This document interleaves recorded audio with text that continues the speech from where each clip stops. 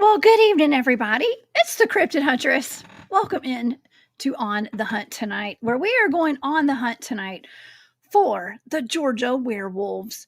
And man, there have been a rash. Is it brash or rash? I've been saying rash all day. A rash of, it's a rash, it's an itchy one, of werewolf reports all over the state of Georgia. These are going back to 2023. We're going to be talking about tonight. I have my really good friend, Mr. Kenny Thibodeau, aka Starfox of Midnight Lycanthropy and the North American Dogman Project, here with us tonight. And he is going to be talking with me tonight about all of these werewolf reports. I live in the state of Georgia. I do a lot of research, field investigations, field research in the state of Georgia.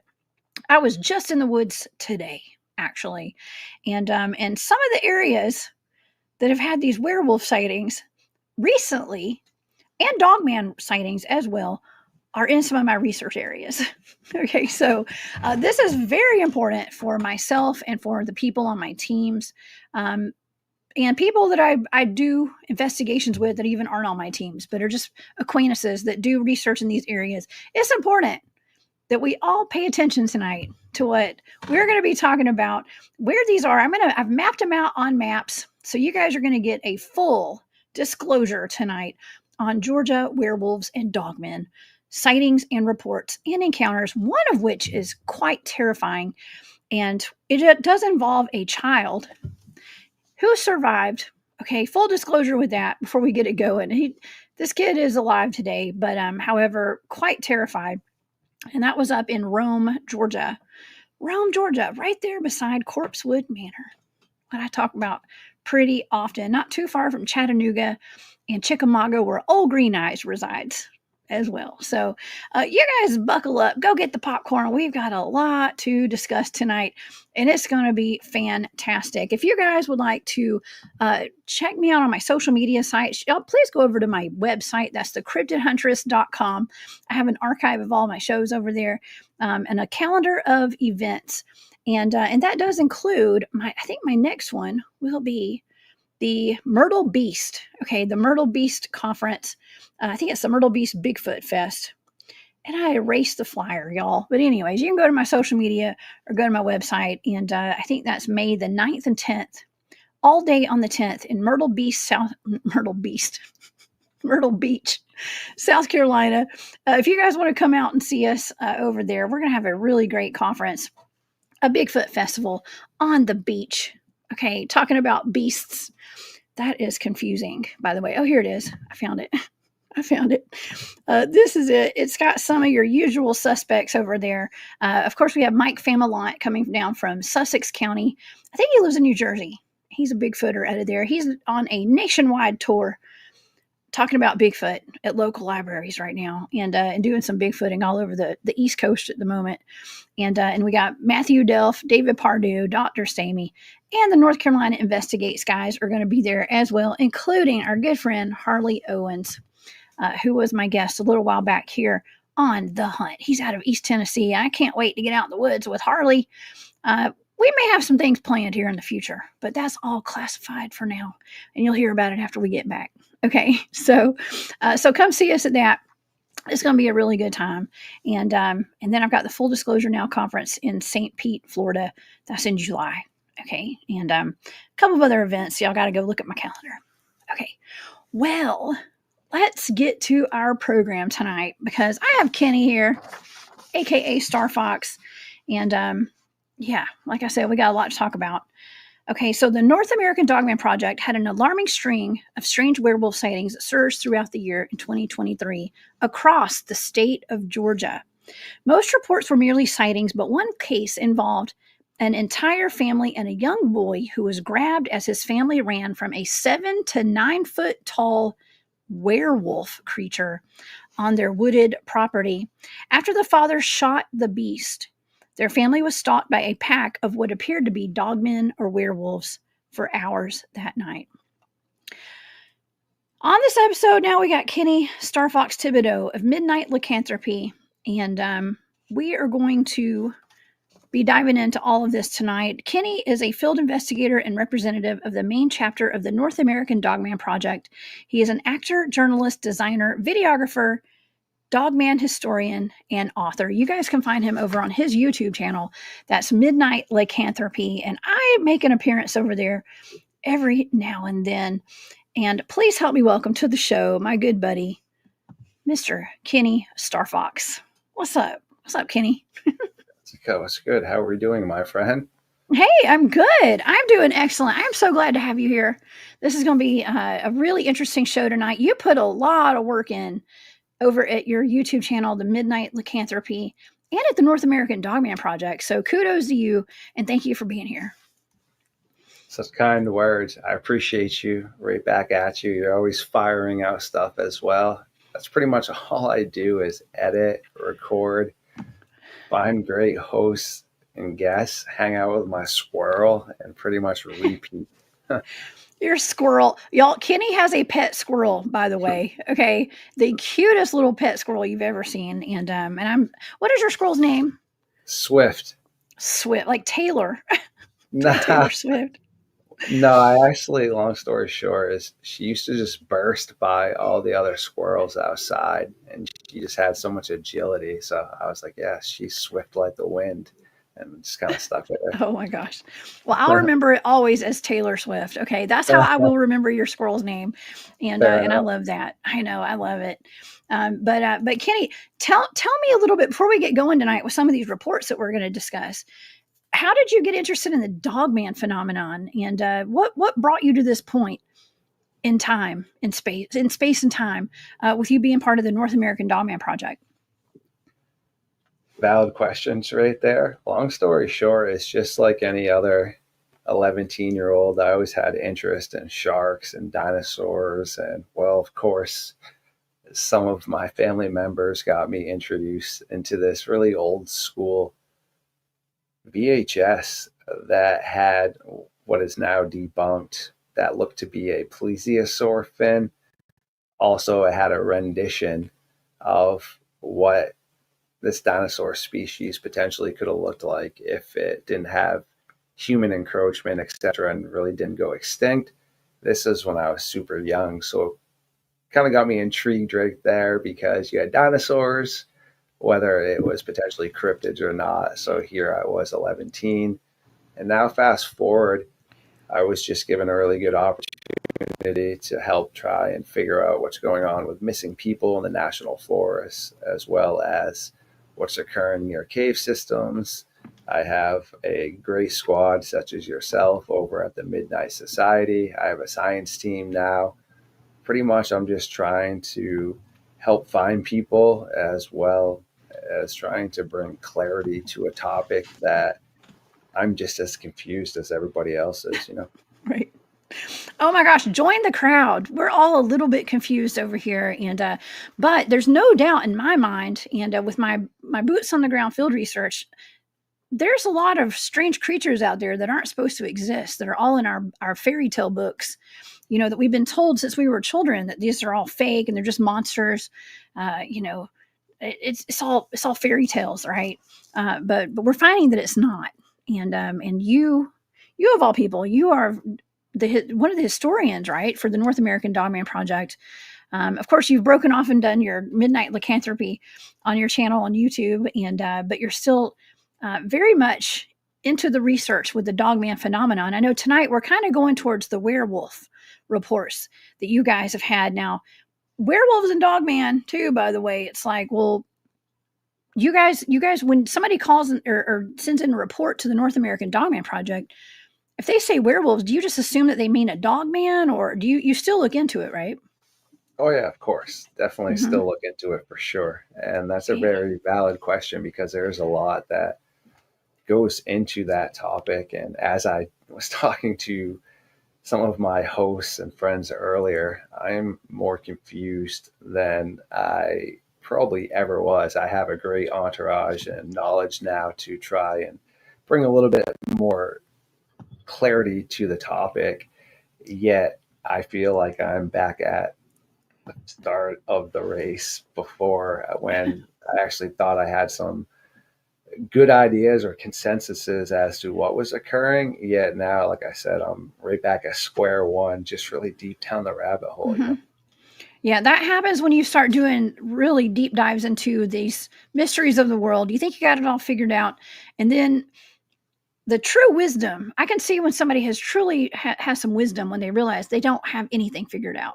Okay, and so that I really do appreciate that actually about you and being honest about it. Like I am, it's like we really don't know what's going on, but however, people are constantly sending in reports to you guys, and I mean, the amount of reports of dogmen and werewolves all over the country is absorbent, is huge. Okay, huge. And the North American Dogman Project does have a wonderful database of reports that go way back. I remember my friend Grumpy, Bob Wilson, the head of one of my teams, who passed away last year. He actually was the Southeastern, I think he was like Region 5 or something, one of their directors for a long time. And he took some of the reports that are actually there on your website here out of Georgia, and one of them did involve. They call it. I never really said the name, but I'll say it now because I don't live there anymore. The North Paulden Dogman. Okay, and that's something that was up in North Paulden County, about 10 miles. Not even like 10 miles from the Etowah Indian Mounds, and you guys get a lot of reports of dogmen near Indian Mounds and stuff too, right? I mean, it's endless. I mean, how many reports? I was going to ask you how many reports do you think there have been of dogmen since you've started doing work with the North American Dogman Project? Again, great question. I unfortunately can't give you an exact number. I can give you a guesstimation because when I do Guesstimation. throw out, yeah, real numbers, I like to be accurate. Put it this way, at the moment, the digital book I have is up to 551 pages, and I still have probably 65 emails at the moment I need to filter through for Jody and the North American Dogman Project, and Mm-hmm. then probably another 8 to 10 screenshots in my phone that I need to update as well. Oh man, do people send you guys pictures pretty often too? Yeah, we definitely get a ton of pictures. Unfortunately, a lot of times they're questionable, meaning anything from just common misunderstandings or misidentifications all the way to, I don't know, this individual thought they were seeing something in this image, yet everyone else, including myself, can't see it. Not going to say it's Oh not yeah. there, but just going to say that the ones we work with, we're not seeing it. So you get a lot of things, but every once in a while you get that money shot that's pretty legit for sure. Oh yeah. The money shot. Speaking of the money shot over here, we got Greg Smith in the chat tonight. What's up, Greg?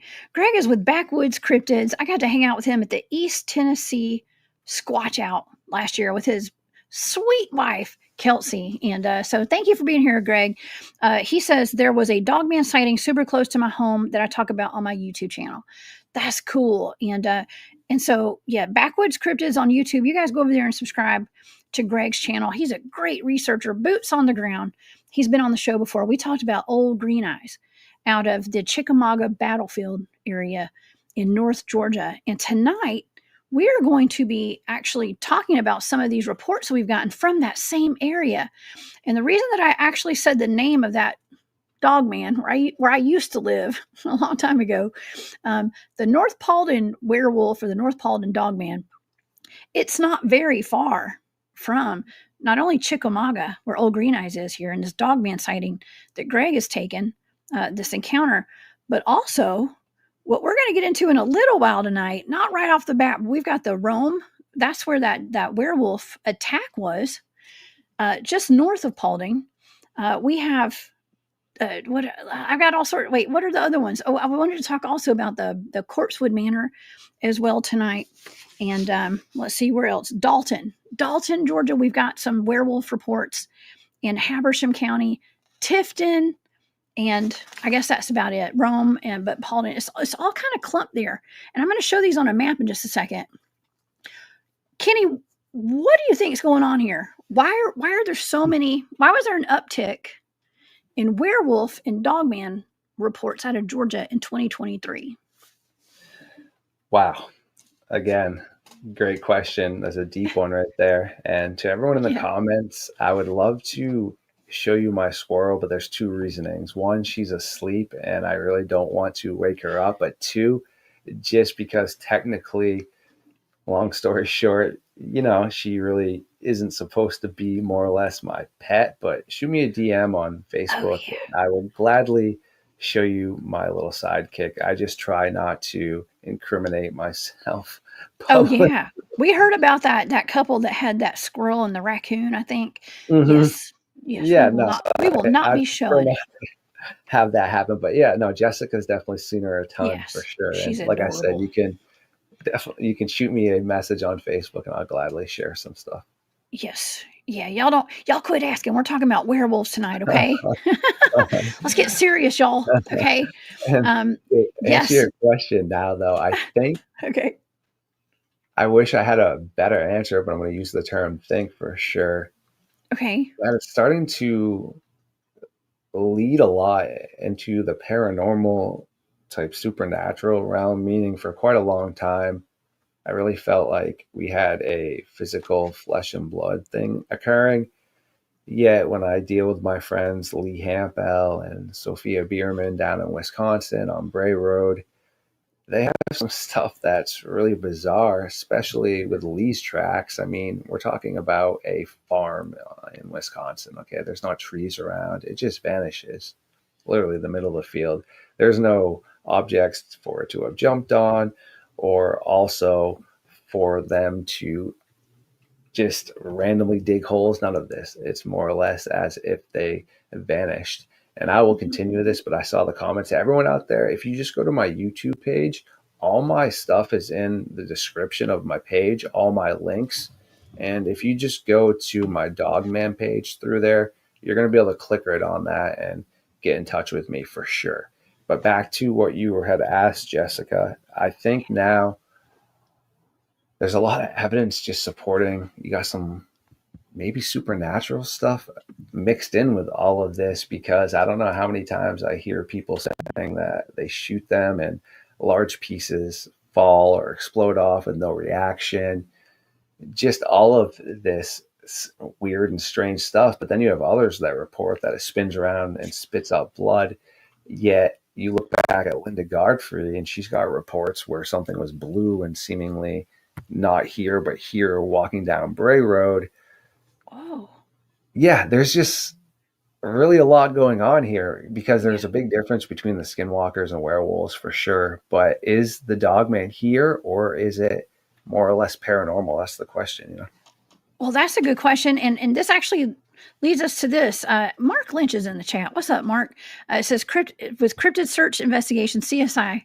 I got to meet Mark at the Squatch out in East Tennessee as well. So thank you for being here. It says, what is the technical definition between dogman and werewolf? Okay. So Kenny, what would be your definition? Because with the North American Dogman Project, I know you and I have talked about this, and you were focusing really more on the dogman aspect for a long time. I feel like you've gotten a lot of werewolf reports. Mm-hmm. What is the difference? Deep question right there. That's super deep. Well, whether it is here or manifesting, we don't really think the dogman shapeshifts whatsoever. Yet when you look at the Skinwalkers, it's still he or she, though, on all fours. Meaning we think that potentially, there are some shape-shifting aspects that might be occurring there. But it's different than the werewolf.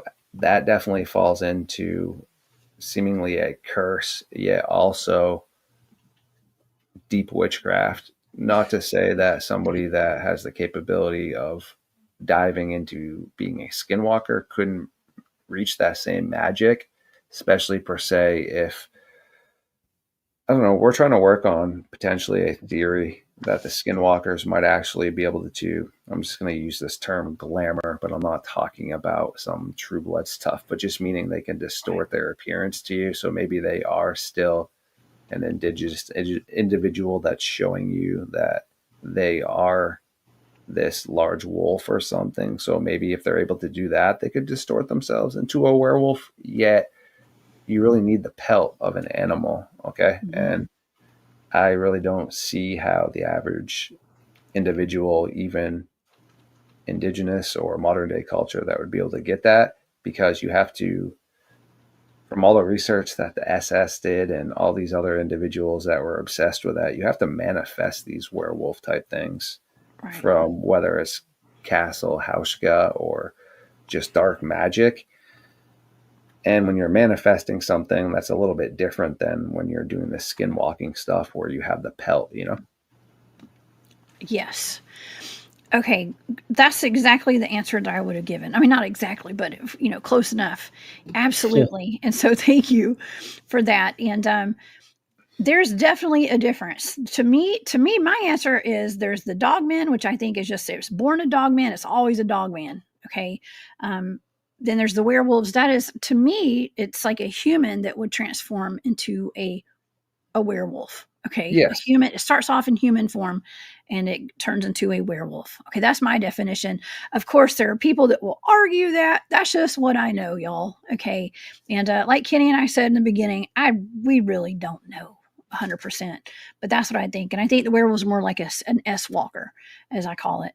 Now, I do want to address this comment real quick because we're talking about Northwest Georgia and the North Paulding werewolf or the North Paulding dogman, and Pickett's Mill is in North Paulding. And I want to say, Specialist Ramirez, you obviously know Paulding pretty well, I guess, because that is not too far from where the Paulding werewolf is.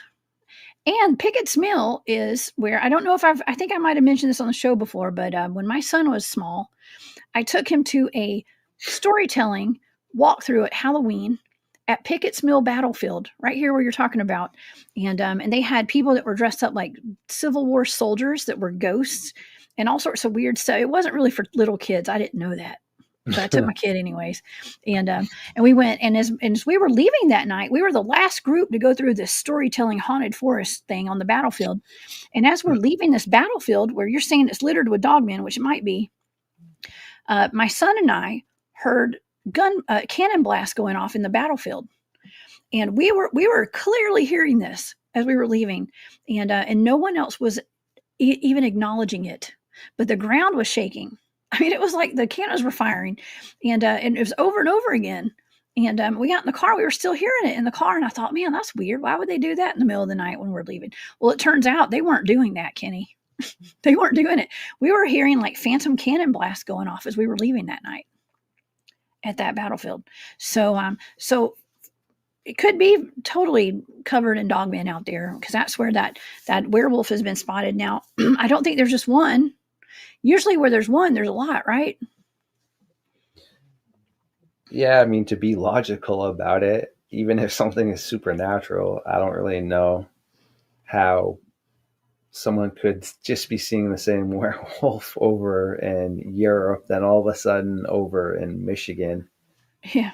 I mean, did they just hop on the plane when they weren't shifting and pop over that quick? Or, I mean, what about when it's simultaneous? And to answer your question as well, with the whole 7 year aspect, I'm not so sure that has anything to play in it. I think maybe in the older days when people didn't communicate enough or consistently, maybe every so long they then linked up and had reports. But my friend Brian Barber, who's actually in the chat right now, and I saw our dwarf and everybody else, much love, I appreciate you.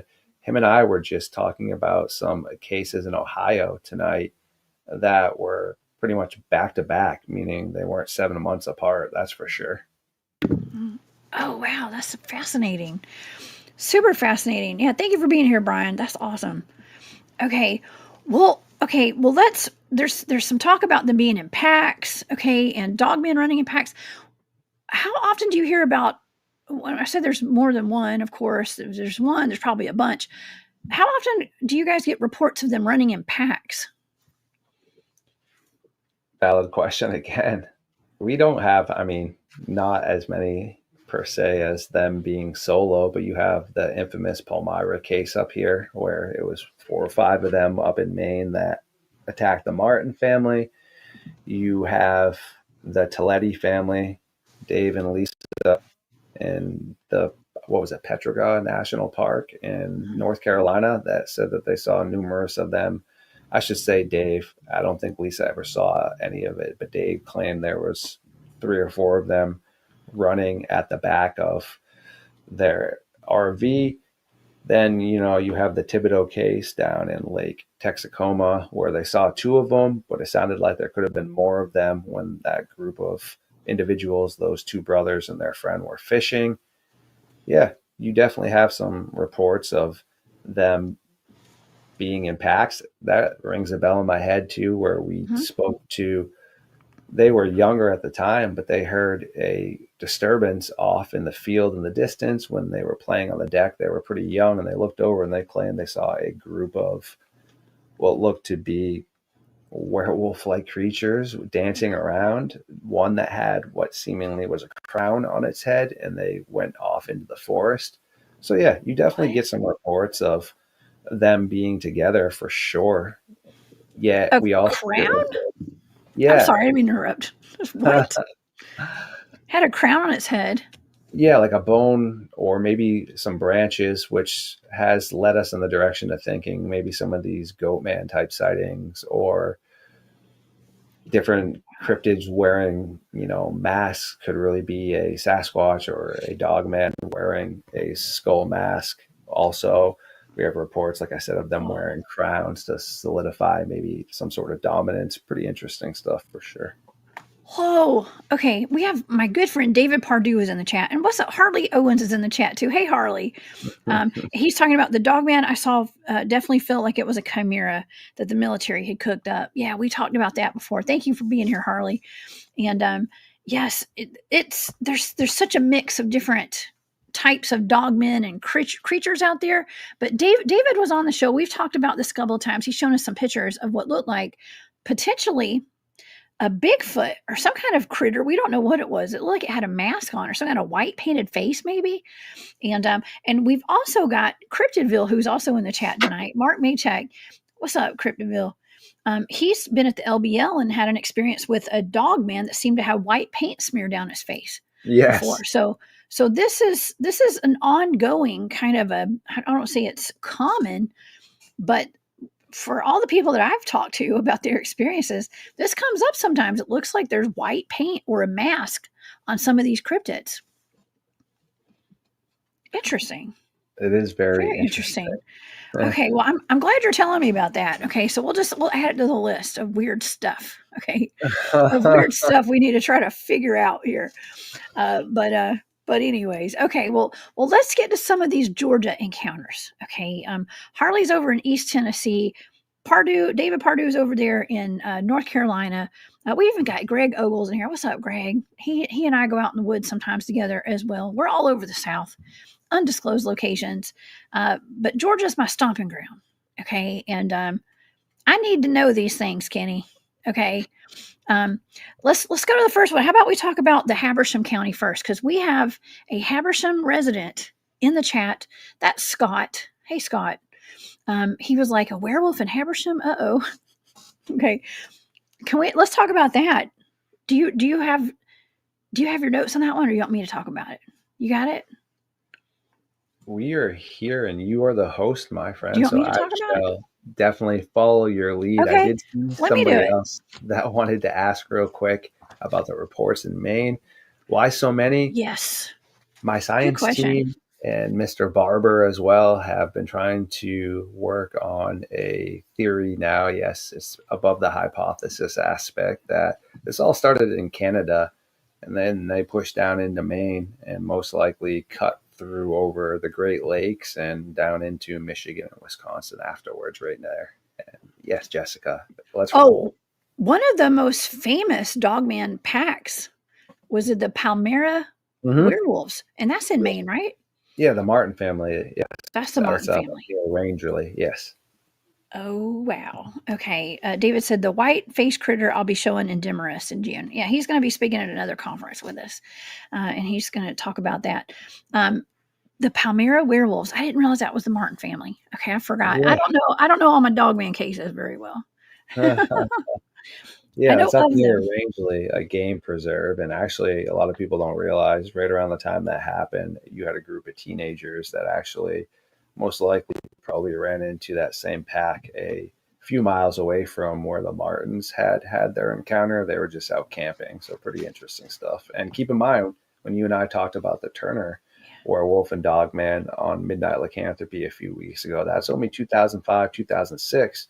Then the Martin case is 2007. Same thing with that other one. So I mean, that's pretty closely twined in. Oh yeah, that's wild. That's super wild. Mhm. Okay, but yeah, there is also there's something called the Dogman Triangle or something. I know we've got that down in Texas, right? But there's also like the Pennsylvania Dogman Triangle or Werewolf Triangle or something like that. I've Yeah, heard and about it.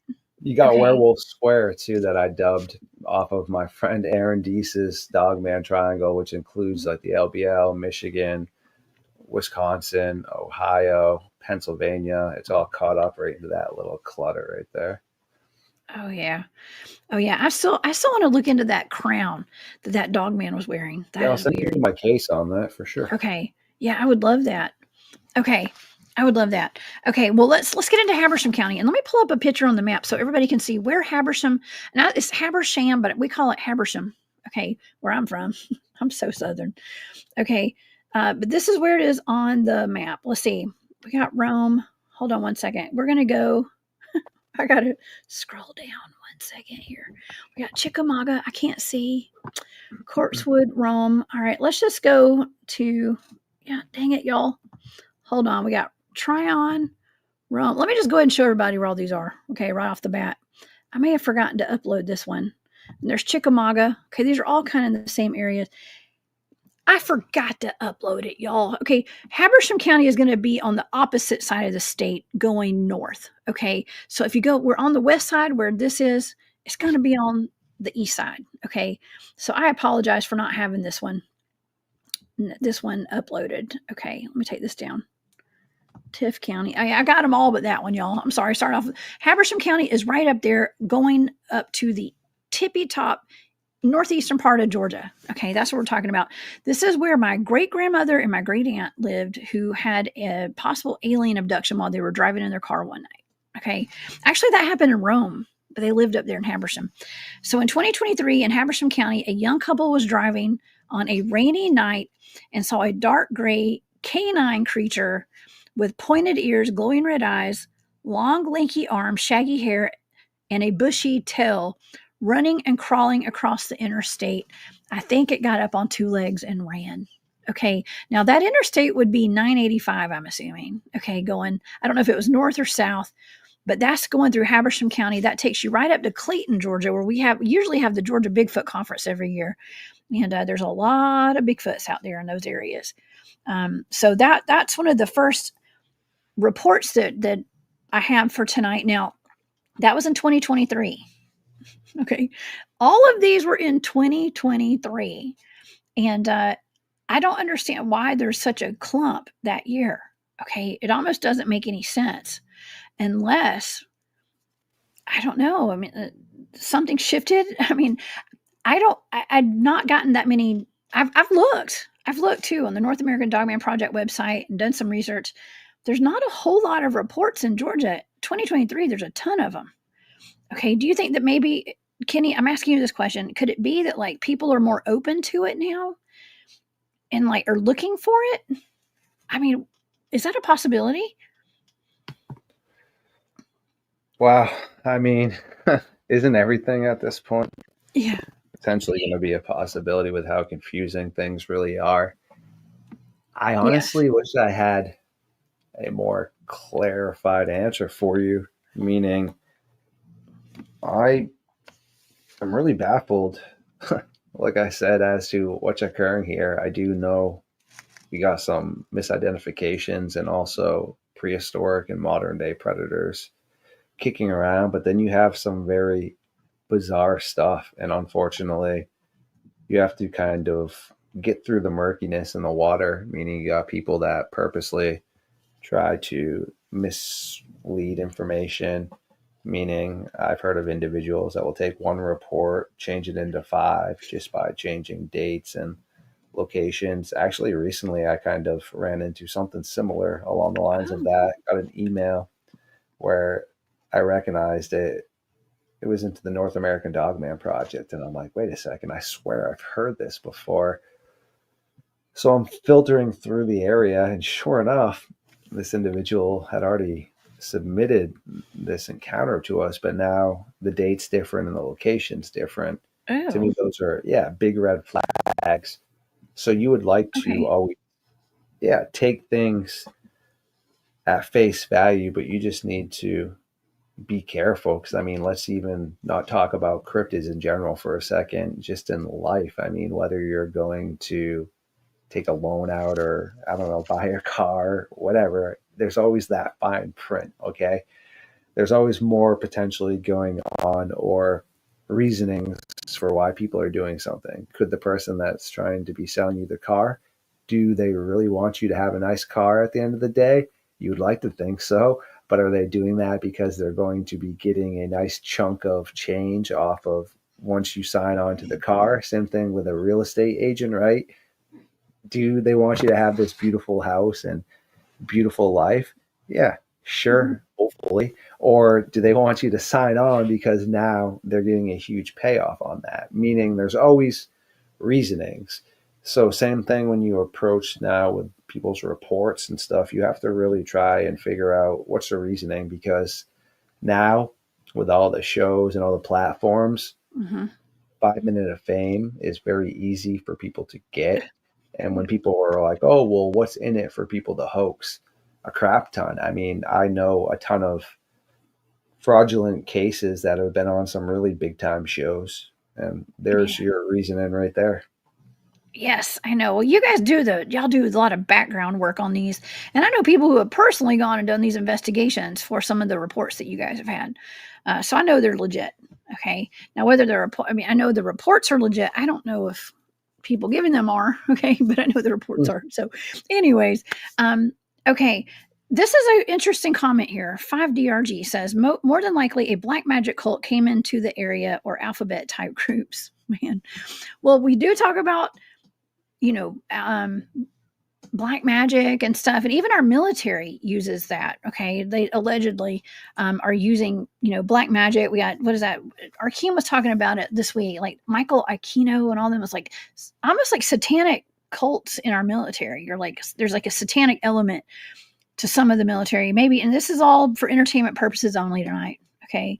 But, but nonetheless, there's no telling what things are being conjured. I mean, we've talked about it quite a bit, even with things like CERN, okay, and like these large hadron colliders. I've talked about that. I don't know if I talked with Harley about that, but I've talked about the Oak Ridge Labs in East Tennessee. We've talked about the cases with Amber Miller and Tony Ahrens, who were both on what is that,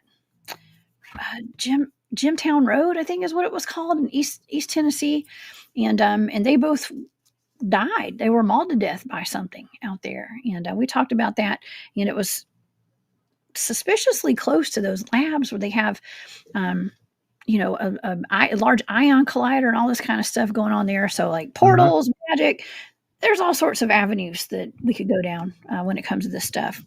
So, that is a good point right there. And military bases as well are all around the place as well. So, but nonetheless, okay. So that happened in Habersham County. Okay, well, let's go to Dalton, Georgia next, because I do believe that, Jimtown Road in Newport, Tennessee. Thank you, Harley. Okay, so Greg Smith is in the audience tonight, and he's up there not too far from Dalton, and so there is. Yeah, Oak Ridge is shady. Okay, but let's see. Let me see if I've got Dalton on the map, and I'll show it to you guys because we have another report. It's not too far from Habersham. Okay, well, Habersham's on the other side, but it's up there north, okay, in Georgia. In Dalton, a man was driving home and saw a werewolf-like creature standing in the middle of the road 20 yards ahead of him. He hit his brakes, threw it in reverse, and he heard strange, loud howling. He drove home, ran in the house, locked the doors, looked out the window, and he was horrified to see the same werewolf standing in his yard. It stayed there until it got bored, and then it left. What is up with that? Okay, so the thing followed him home. Kenny, how often is that for these dogmen or werewolves to follow people home? Definitely another valid question. It occurs quite often. Yeah. More often than you'd probably suspect.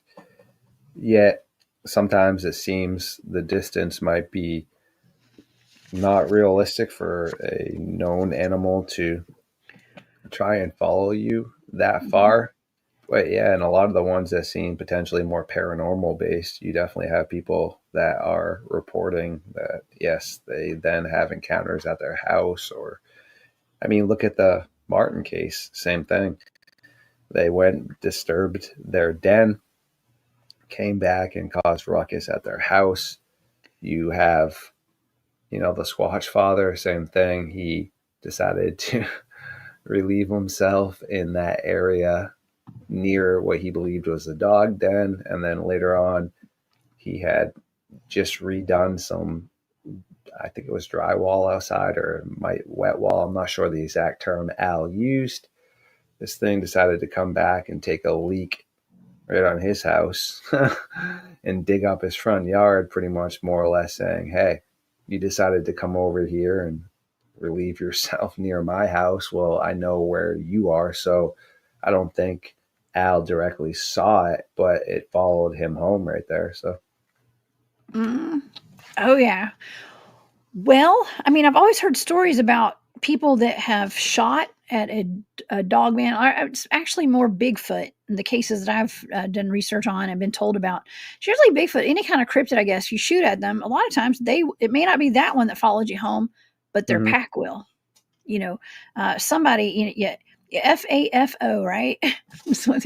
And when it comes to the cryptids, they hold grudges, and they're not going to let you go peacefully. If you hurt one of their own, okay, and so Marcy says, I used to work at a carpet mill in Dalton. Well, Dalton is the carpet capital of the world. Okay, that's where they make. If you have carpet in your house, it might have come from Dalton. Okay, and Dalton is it's a rural town, right off the interstate in North Georgia, and lots of mountains, forests, and really it's just like an industrial type of an area. Where there's not a whole lot except for carpet mills. And I don't mean that to be like, no shade or anything. I don't know. It's a beautiful town. It's beautiful up there, but it's just, it's known for their carpet mills up there. A perfect place for dogman encounters and werewolves. Now, when these were given to the NADP, were the creatures described as werewolves or dogmen, Kenny? Do you remember? Again, excellent questions. It's really hard to tell because some of the depictions are similar, but then you have others that claim it didn't have a tail. And if we're going to go with the majority of the depictions of werewolves, they don't have tails. Yet with the dogmen, they're reported, or dog women or dog people, they're reported to have the tails. You definitely have those differences right there for sure. But then you do have some similarities, which makes you wonder when someone, is seeing, let's say, the Rougarou per se, are they actually seeing a person that was transforming? That's why they have clothes on? Or are you seeing something like the cynocephali or like the dogman or dog people that did wear clothing? I think a lot of times people jump to the assumption that just because it has clothes on, it had to have been human at a point in time. No, Javier, actually, with Cryptid 559, he's been on the show several times. He was just on here recently, and he had an encounter with a dogman out in California that was wearing clothes. So he thinks it was a dogman. I mean, could it have been a lycan? You know, a werewolf of some time, maybe. He said it looked more like a dogman to him. And it was wearing ripped shorts. It might have been wearing jorts. You know what jorts are? Jean shorts. It was wearing some kind of ripped shorts, he said.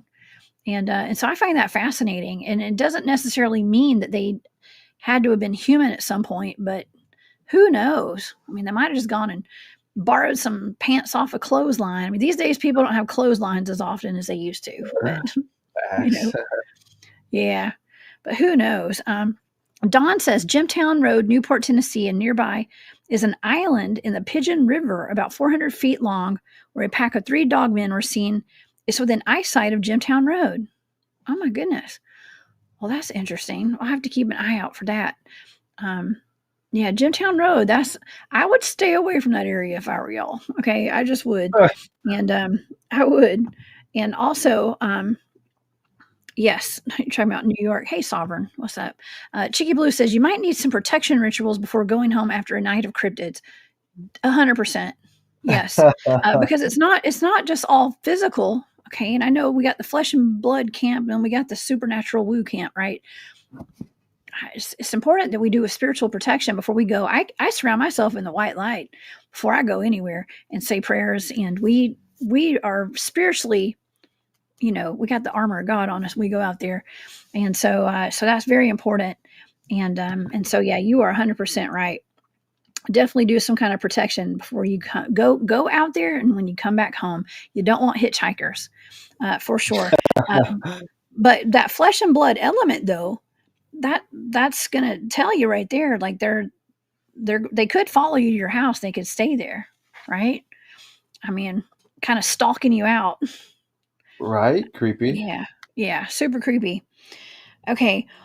Well, let's move on. Okay, to the next one because I have a lot of things that are connected to this next one. Okay, I want to go into Rome. Okay, Rome, Georgia. This is the one where the little kid was attacked, and I think it's important we talk about this one because this is terrifying. Okay, this is terrifying. And I showed you where Dalton is. Okay, it's right there. Now let's move over to Rome. And this is where Rome is. It's right there beside it. Oh, that's Tryon, actually. That's right beside there, too. That's Rome. Okay, we're going to go to Tryon in just a second. All right, this is a hotbed of werewolf and dogman reports right now. Before we get into this story, I do want to mention that I have talked about Rome before. I have family from Rome, from a place, and I was talking to as my mom's first cousin. He has property there that belonged to the family in a place called Booger Holler.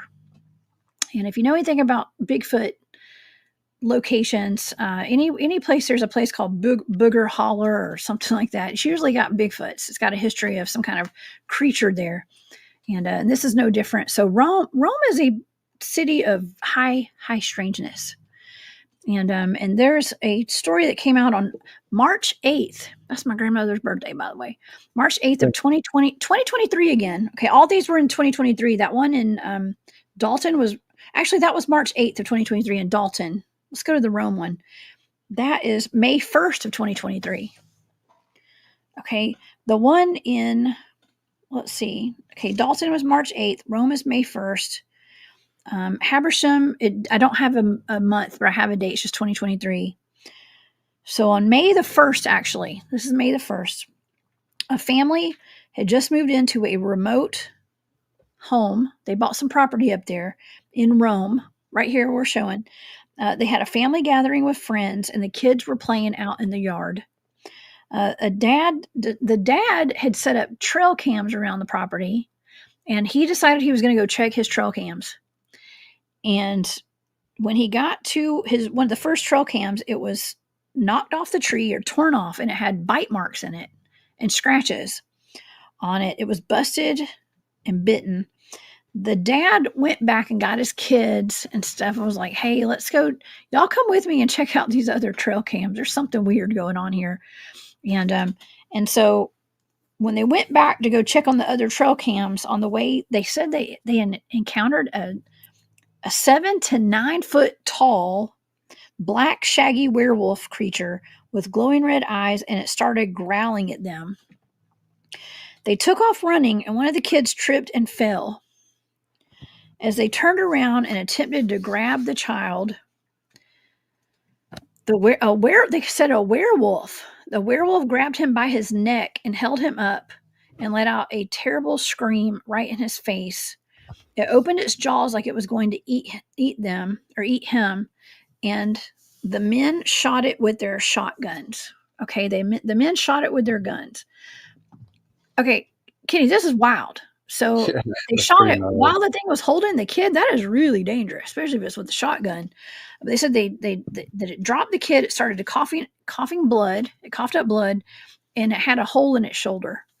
And it sprinted off in the woods. And the men, the boys, they all ran back to the house, and they heard loud shrieking and howling from multiple creatures in the woods. And that night, when they got back to the house, they started getting surrounded. They were surrounded all night by like werewolves around their house. I mean, how terrifying is that? What do you know about this case? Wow. Pretty gnarly stuff right there. That's terrifying. I Yeah. think I probably know, I would say, what you had just spoken about for the most part, and a lot of maybe some of the more mainstream touches on that. Yet, you being down there, I think I get a lot of my information from you and Drewski and Yeah. people like Harley down in that area for sure. Like, I hadn't heard about the story with the female werewolf that you had spoken about. I had briefly heard it, but I didn't realize it was down in Georgia. And also, when we were reading those encounters last time, when we covered your neck of the woods, I again hadn't really heard of any of those except for being led to look around the areas for sure. Oh yeah. Well, here's the thing. I'm boots on the ground down here. Okay, and I am not a member of the North American Dogman Project or anything, but I do work with people that are like yourself. And Bob, bless his heart, Bob was part of that for a long time as well. And what I knew about Dogman, I learned from him. You know, back when we were out in the field and stuff, doing all of our field research out there. I have not heard about this story until you told me this. Okay, so I want you, originally, Kenny and I talked about this on his channel, y'all. So please go to Midnight Lycanthropy over on YouTube and definitely go and subscribe over there for Kenny, for Starfox, y'all. And please do that, because we had a great conversation about this about a month or two ago. And so what I know about this, I learned from you guys. Okay, and so I'm not getting these reports. However, we have a huge number of people that I know personally who have had Bigfoot sightings in this area. Okay, Bigfoot reports. Actually, as a matter of fact, I'd mentioned that my mom's cousin, who I saw him at we talked to my grandmother's funeral. He follows me on Facebook and stuff. He knows I'm a Bigfooter, and he's an avid hunter. He lives in Floyd County, where Rome is, and he lives over by, I can't remember the name of that mountain. Can't remember the name of it. Taylor's Ridge. And that's where Tony Green, who's been on my show, y'all remember Tony? Tony had this massive Bigfoot encounter on Taylor's Ridge over there, and that's where his property is. Okay, and that is in Floyd County, where all this happened. What we're talking about tonight. Okay, it's not far from. I don't know exactly where this happened in Rome, but it's got to be near where he lives. It's got to be near Booger Holler. Okay, massive Bigfoot sightings over there, and also one of my very good friends, Miss Bryce of Esoteric Atlanta, she talks about this openly, that she went to a private school in Rome, and I'm not going to name it, but you can look it up. I had several friends that went to school there, and she claims that she suffered a lot of abuse there at this school, and it had to do with potentially some kind of satanic undertones here. Okay, satanic undertones, and okay, I'm just going to pile. I'm going to keep piling on. Okay, also, not very far from this location, not far at all, is a place called Corpsewood Manor. And when I say this is very close to Rome, it's right outside of Rome. Okay, here's Rome. And let's look up Tryon. Okay, this is where Corpsewood Manor is. Okay, and that is a place where near the Chickamauga battlefield, not too far from there, where Greg Smith, who's in the chat tonight, Country Boy Cryptids. I mean, not Country Boy, Backwoods Cryptids. Sorry, Greg. He does his research up there. There's werewolf reports up there around Corpsewood. We have Dogman reports, werewolf sightings, all sorts of cryptids coming out of that area. Well, what's going on with Corpsewood Manor? This is where two gentlemen, Dr. Charles Scudder and Joseph Odom, moved down from Chicago. They built their castle in the woods. They were Satanists. Okay. Dang. They were very open about their satanic practices. As a matter of fact, Charles Scudder was rumored to have been friends with Anton LaVey. This is their castle in the woods they built with bricks they made by hand. And they were brutally unalived in this home one night by a group of teenagers, of young men and a woman. They were known to have pretty wild parties out there. That is his dog, Beelzebub. That's Dr. Charles Scudder right there. His dog's name was Beelzebub. Okay. They had two of those gigantic, I think they were like Presa Canarios or something maybe. But anyways, they were brutally unalived there on that property. And today they call that property Devil Worshippers Mountain. Okay. I've been there before. There was blood all over the place when we went. I was there about 11 or 12 years ago. I don't care to ever go back, honestly. But we went up there with my Bigfoot team, and there had been it looked like somebody had been sacrificed up there. Honestly, we were hoping it was a chicken. Turns out it was human. It was human blood that we saw all over the property right here. Now it's all ruins. Now this is gone. There's only ruins left of this brick house right here. But they used to have it. There's a gargoyle. If you look at the top at the little rotunda, there's a pink gargoyle up there. Okay.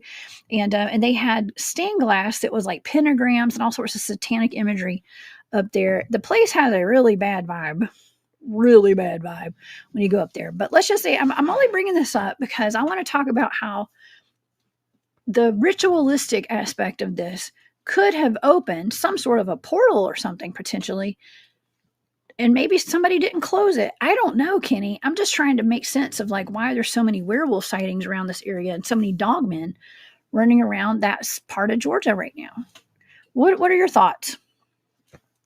Deep questions again, and I just wanted to say thanks to everybody in the chat. Harley, I saw that. Great stuff. Thank you. When it comes to portals and the supernatural aspect, I feel like you know so much more about that than I do, because I always try to just gather information and be subjective and objective as to how I'm presenting something, meaning do I necessarily always subscribe to the information I'm gathering? No, but that's the reason you have to gather it, to figure out where it belongs or if it belongs anywhere, meaning in theory and science, yeah, a portal could exist, and there's really no reason, if you look into quantum physics, why a portal can't exist. Have I ever had any sort of experiences like that? I haven't had any sort of paranormal experiences yet. Have I fielded reports about this? Another level that has been added to the iceberg, per se, meaning now you have people claiming they're seeing portals or strange orbs. It's really interesting. Again, I try to always be grounded when I make my opinions on things. Like a prime example about how everybody jumped to the fence of, oh my goodness, we have direwolves back. Well, no, if you actually paid attention to the presentation, it's 16% lineage to direwolves. Direwolves weren't believed to be white. There's all kinds of other things that if you proceeded to dive into that, you would have realized, no, dire wolves are not back from extinction. Yeah. But that's what I mean about trying to just get an understanding about something before I make a public opinion about it. Yet I do know people much smarter than myself speak about how there really is no reason that a portal type highway couldn't exist in the right circumstances. Well, then I need to look at that as something being reasonable. Yeah. Well, I can say that my team, like, can I raise my hand here? We have documented what we consider to be a portal out in the field, and we sent people inside, and those people have both passed away since they went in there, and so we're doing it. We've got some good evidence that these things do exist, and they're there, and so it's and plus we've got all of this. I don't know if there's an uptick in like people being more open about practicing black magic and all that kind of stuff now. I don't know. I mean, it just comes up way too much in my cryptid research, okay, than I would even ever have imagined.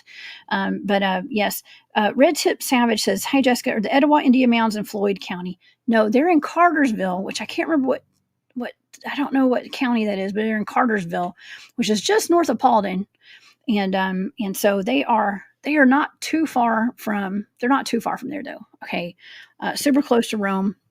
It's all right there in the same area. But yeah, what was I going to say?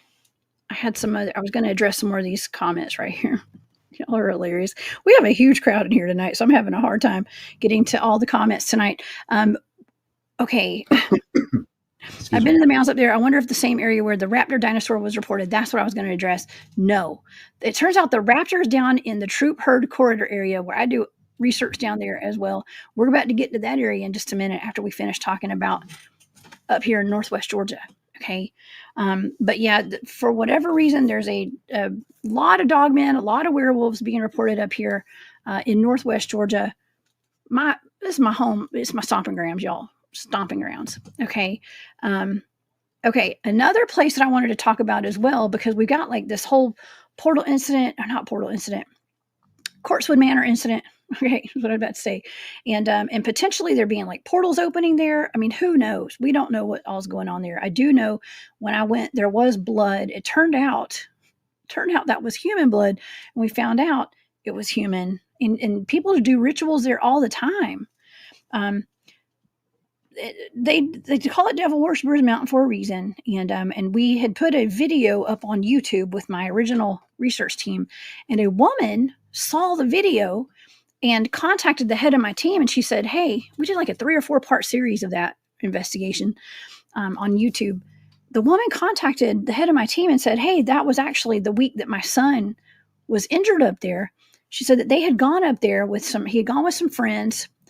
They may have had a Ouija board or something. I don't know. People go up there and try to, provoke spirits and God knows what.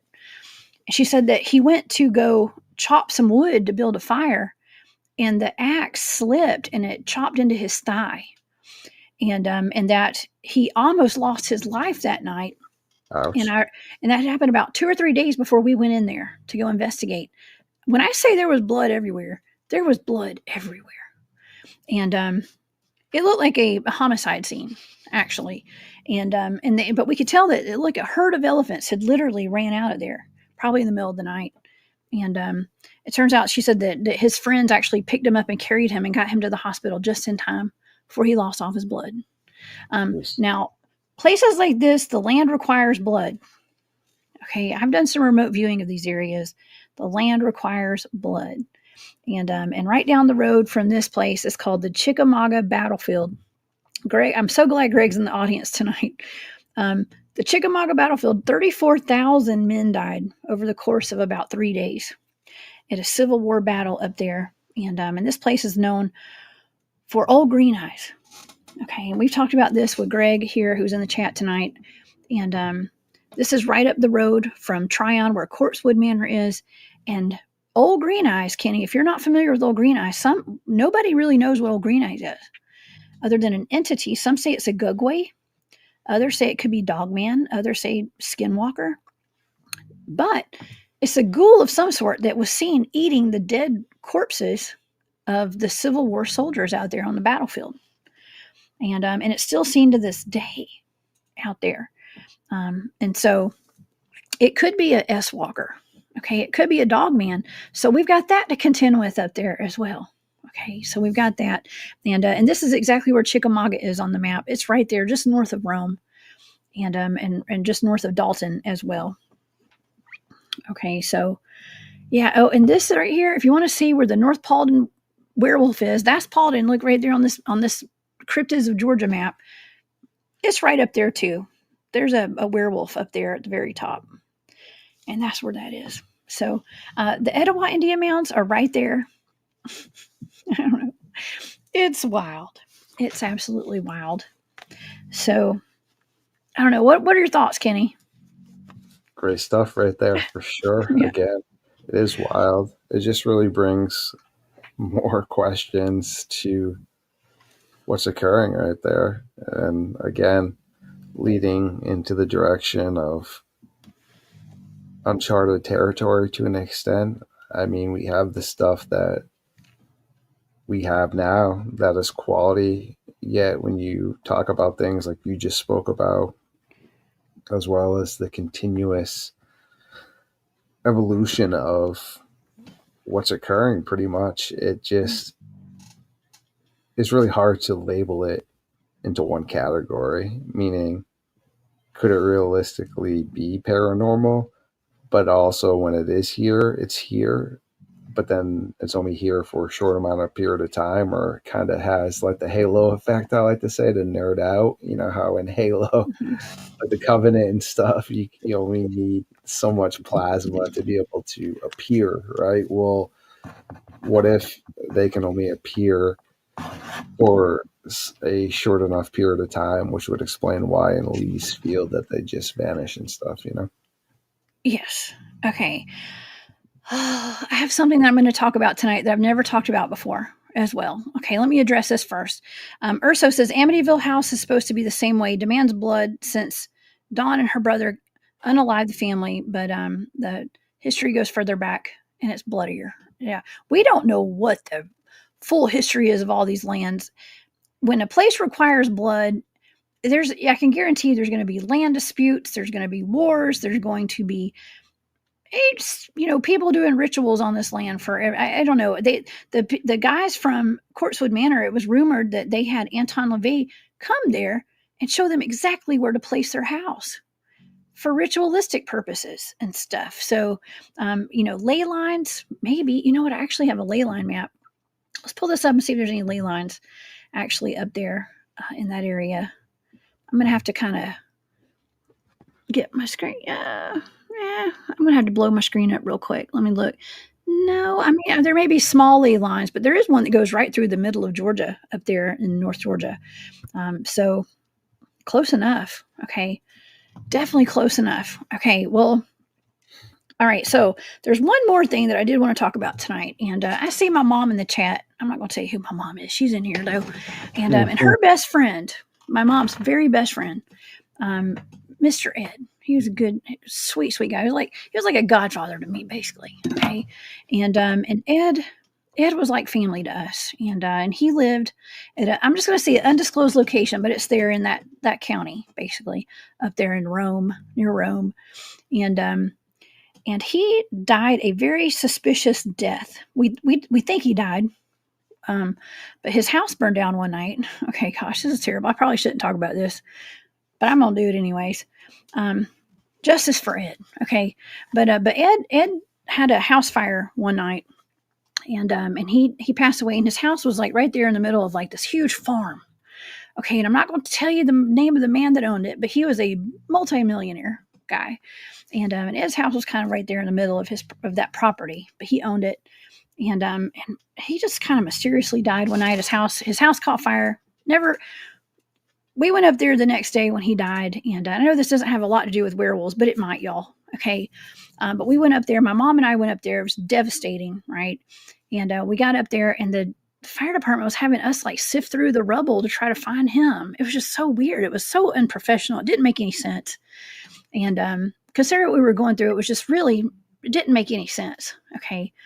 Well, let's just say that we knew, like, the people that own this property. Okay.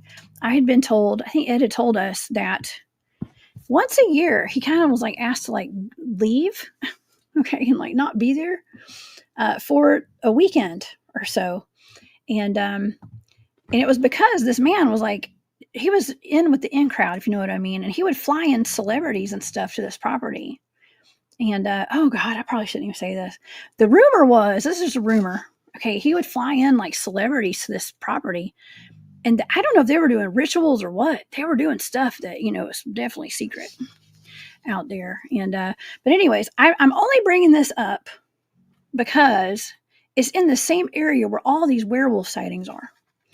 Okay, now knowing what we know that's been in the news with all these like celebrities doing like spirit cooking and, you know, blood rituals and things like that. I mean, secret society things. And then I've got my friend who went to school out there and was part of, you know, unfortunately, satanic ritual stuff when she was a kid, forced into it, of course. But all this is just, it all kind of is starting to come together now. Okay. It's kind of coming together. It kind of makes sense. Like, I don't know if it's connected or not. I'm just putting it out there. It's all food for thought, and it's for entertainment purposes only. Okay. So anyways, let's move on, because I don't want to get in trouble for this. Don't come at me. All right. But does that make sense? Do you think that there could be like even like secret society stuff going on with some of these werewolf reports? I mean, what are your thoughts? I see Dr. Carroll's up here in the chat, and I think he always would be a great epic person to shed light on that for sure. Yet, I mean, I've heard of strange, supposedly werewolf-like cults, and I actually just spoke to my friend Amber, who was involved in a real-life cult with the Jehovah's Witnesses, actually, and I am going to be airing that pretty soon just to get some information out there. But I mean, right there is facts that cults are real things. And I mean, you can look at historical aspects of cult activity as well. So I mean, I really don't see any reasoning why it couldn't venture over to something darker. I mean, the terminology of cult is loosely used as well. I mean, the Freemasons or the Illuminatis, that could be referred to as a cult as well, meaning it all depends on the thin line of how things are presented, if that makes sense. It's like cocky confident. It's a thin line. It's one and the same. Yet if you venture too far to each side, that's when you become either confident or you become like cocky per se. So you never really know if you are potentially involved per se in something that could be listed as a cult until you find yourself being involved in it. Because if you know no different, then you don't understand the way things are being presented. Now, to translate that into what you asked, if these type of cults and activities are occurring, again, I don't see any reasoning why it wouldn't venture over to, say, a group of women that or men that would like to dive into being witches and warlocks and having a group of same thing individuals like that. Could they be participating on free will? Sure. But could they also be participating because they don't fully understand what they're participating in? Yes, as well. So again, really great question. And to give you a full answer, I do believe people are using the dark arts. I mean, I listen to all types of different music. Long story short, look at Marilyn Manson, okay? When it comes to music and creativity, sure, I'll give him some kudos on that. But when it comes to his other behaviorisms and how he's admitted to the public that he's an ordained minister of, Satan and such, well, again, here is a celebrity musician that, as you had previously mentioned earlier on, that is publicly admitting that they partake in these type of activities. So for every person that publicly admits it, you need to then realize there's going to be like another 100 that don't publicly admit that, you know? Mm-hmm. Yes, there's a lot of people working dark stuff in the shadows, and I have become fully aware of that, especially after I went public and started meeting people who pretend to be good folks, and I see them doing some dirty stuff behind the scenes and stuff. Okay, but I don't know, maybe I'm just not as naive as I used to be when it comes to things, and I have been exposed to a lot of kind of dark things and and I mean like dark things as far as when we're going out and doing these investigations as a cryptid researcher. When people are in the flesh and bone camp, I totally understand that. I get it. Okay, but there's so much more to this. And when you're dealing with things, it's not just Bigfoot. You're dealing with things like dogmen and werewolves. It can get really dark. It can get really dark out there.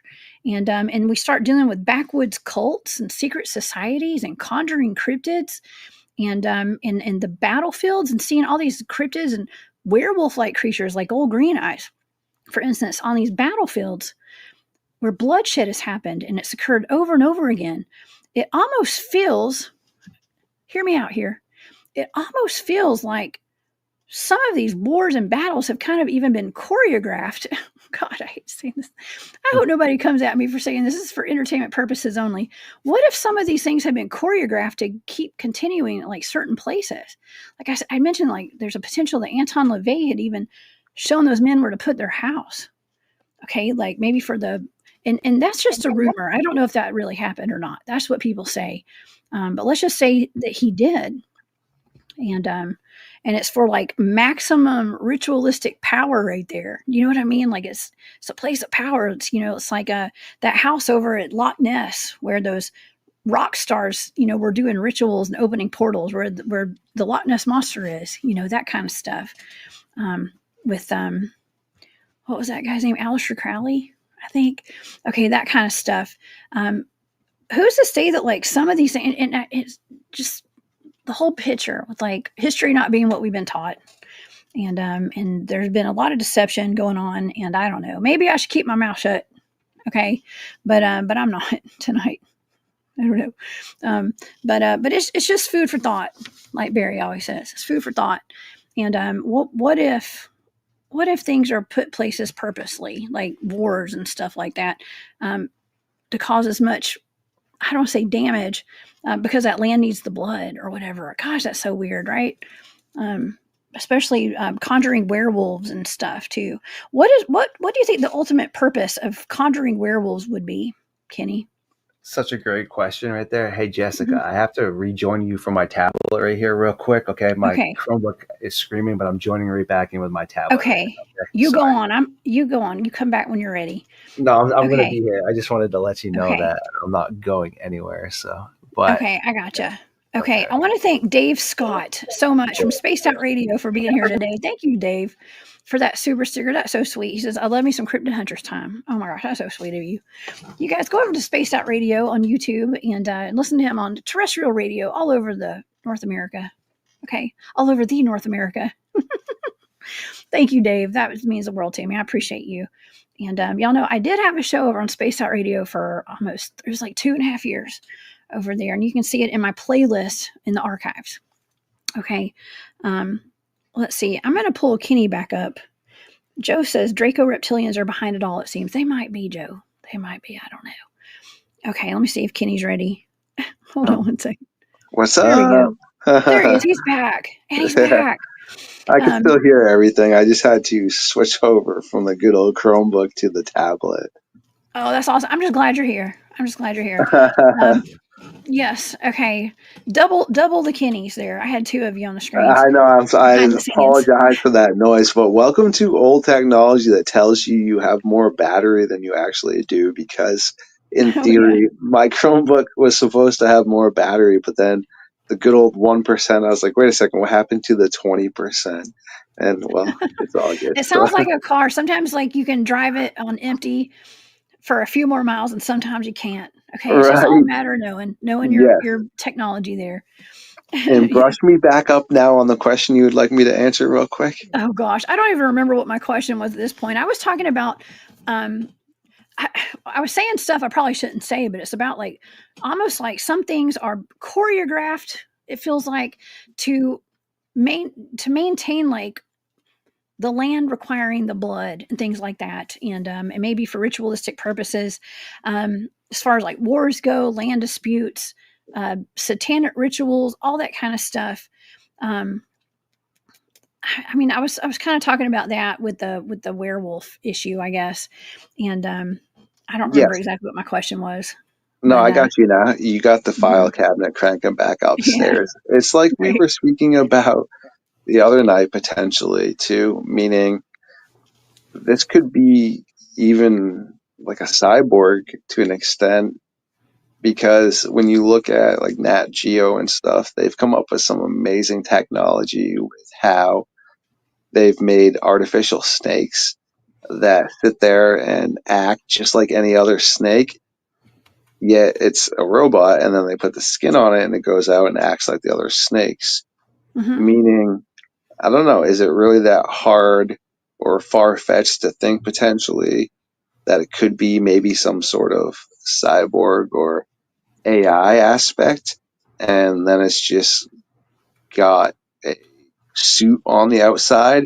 I mean, would that not explain a lot of times when people claim they shoot it, no reaction? Because I mean, we've all seen the Terminator. Keep in mind that's fictional.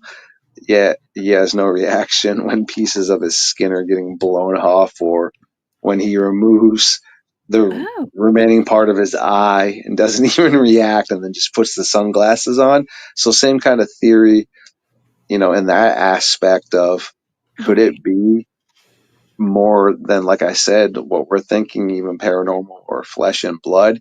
It's just, again, another question to bring up that needs to have credence because, yeah, it could be what you were saying, or it could be that, or it could be just a whole entire separate thing from what we're even in the right direction of. But there's just so many questions.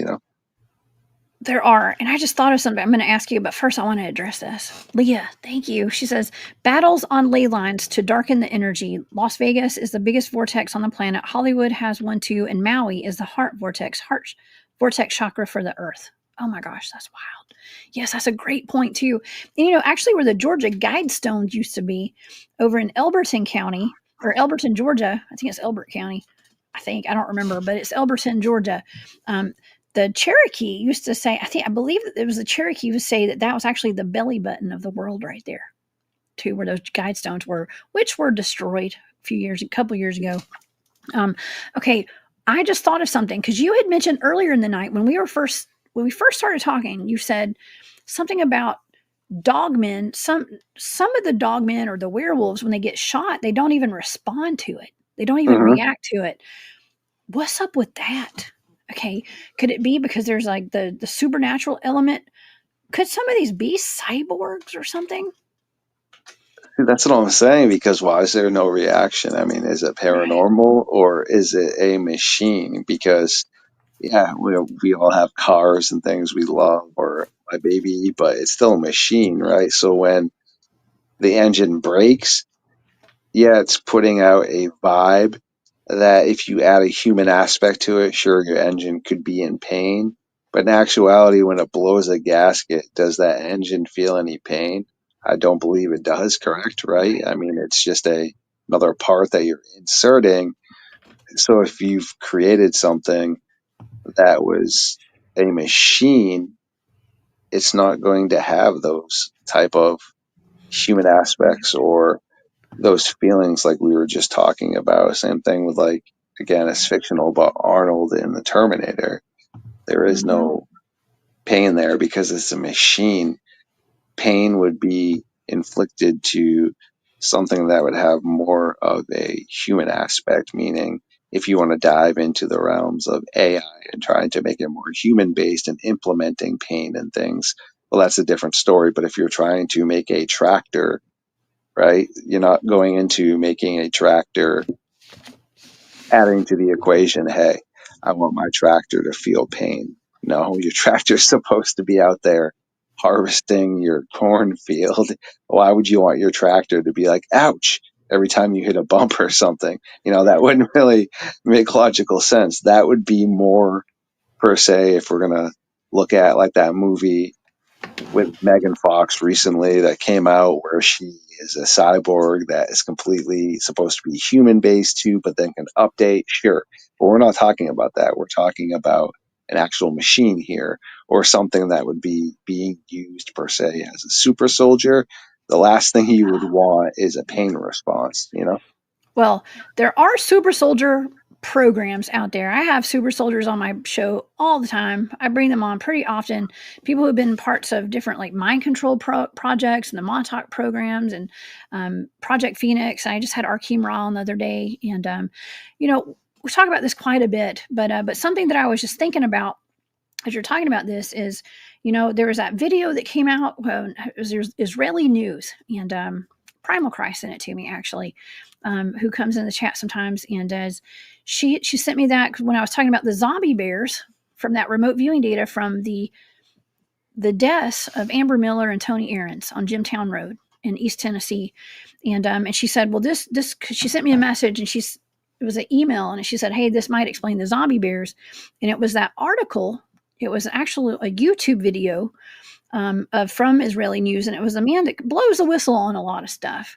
And he was talking about how the government, I think it was a 3-letter agency, had gone in and asked Congress to change some funding for a super soldier program that had gone wrong, kind of like it had already run its course, and they had injected somehow had injected bear, wolf, and lion DNA, I believe, into soldiers, and had dropped them off across the world in pairs, male and female.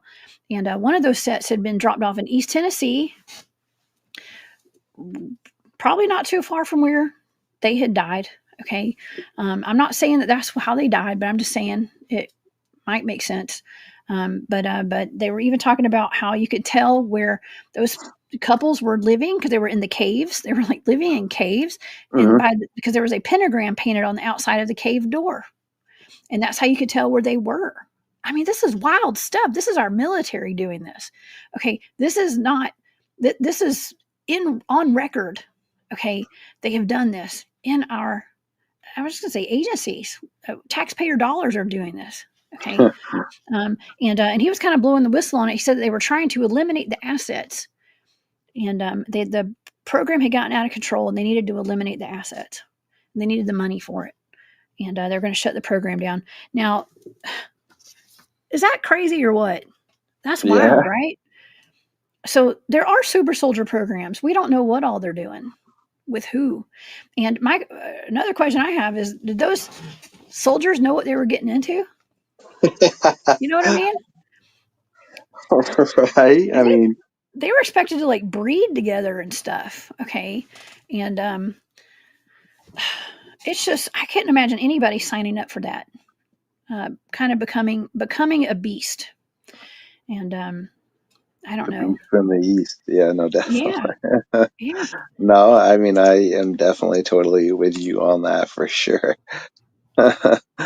Yeah. It's wild because you just brought in the AI element as well. And there is we call it the transhumanist movement. Okay. And all this stuff with the brain chips and everything. I mean, and what we're shown and what is kind of presented to the public is light years behind the times. Okay, like they've already implemented all this stuff a long time ago. We're just seeing it now. Yeah, same thing with phones, or when people see like the cool History Channel where it's like, oh, the brand new military technology. It's like, whoa, wait a second. If they're showing this to you on History Channel, this isn't new. This is like super old school that they've just decided to show you now. They are light years ahead of that. I don't know if it was Dr. Carroll or somebody else, another brilliant mind, but either way, the rule of thumb is that they're always going to be around like 50 years ahead technologically based compared to like regular civilization. Mm-hmm. Oh yeah, it's really almost pathetic the amount of wool that's been pulled over our eyes, and just stuff that's been hidden from us for so long. Thank you, Skip. Skip says, good show as always, Jess. Thank you for being here, and thank you for that super sticker. I appreciate you. And we have some great comments too in here. Before we move on, we've got more werewolf reports, y'all. We're going to cover tonight, so y'all hold tight, okay? Because we've got more. And SDRG says, didn't Marco Polo say he found a whole island of dogmen? I don't know. Are you familiar with that, Kenny?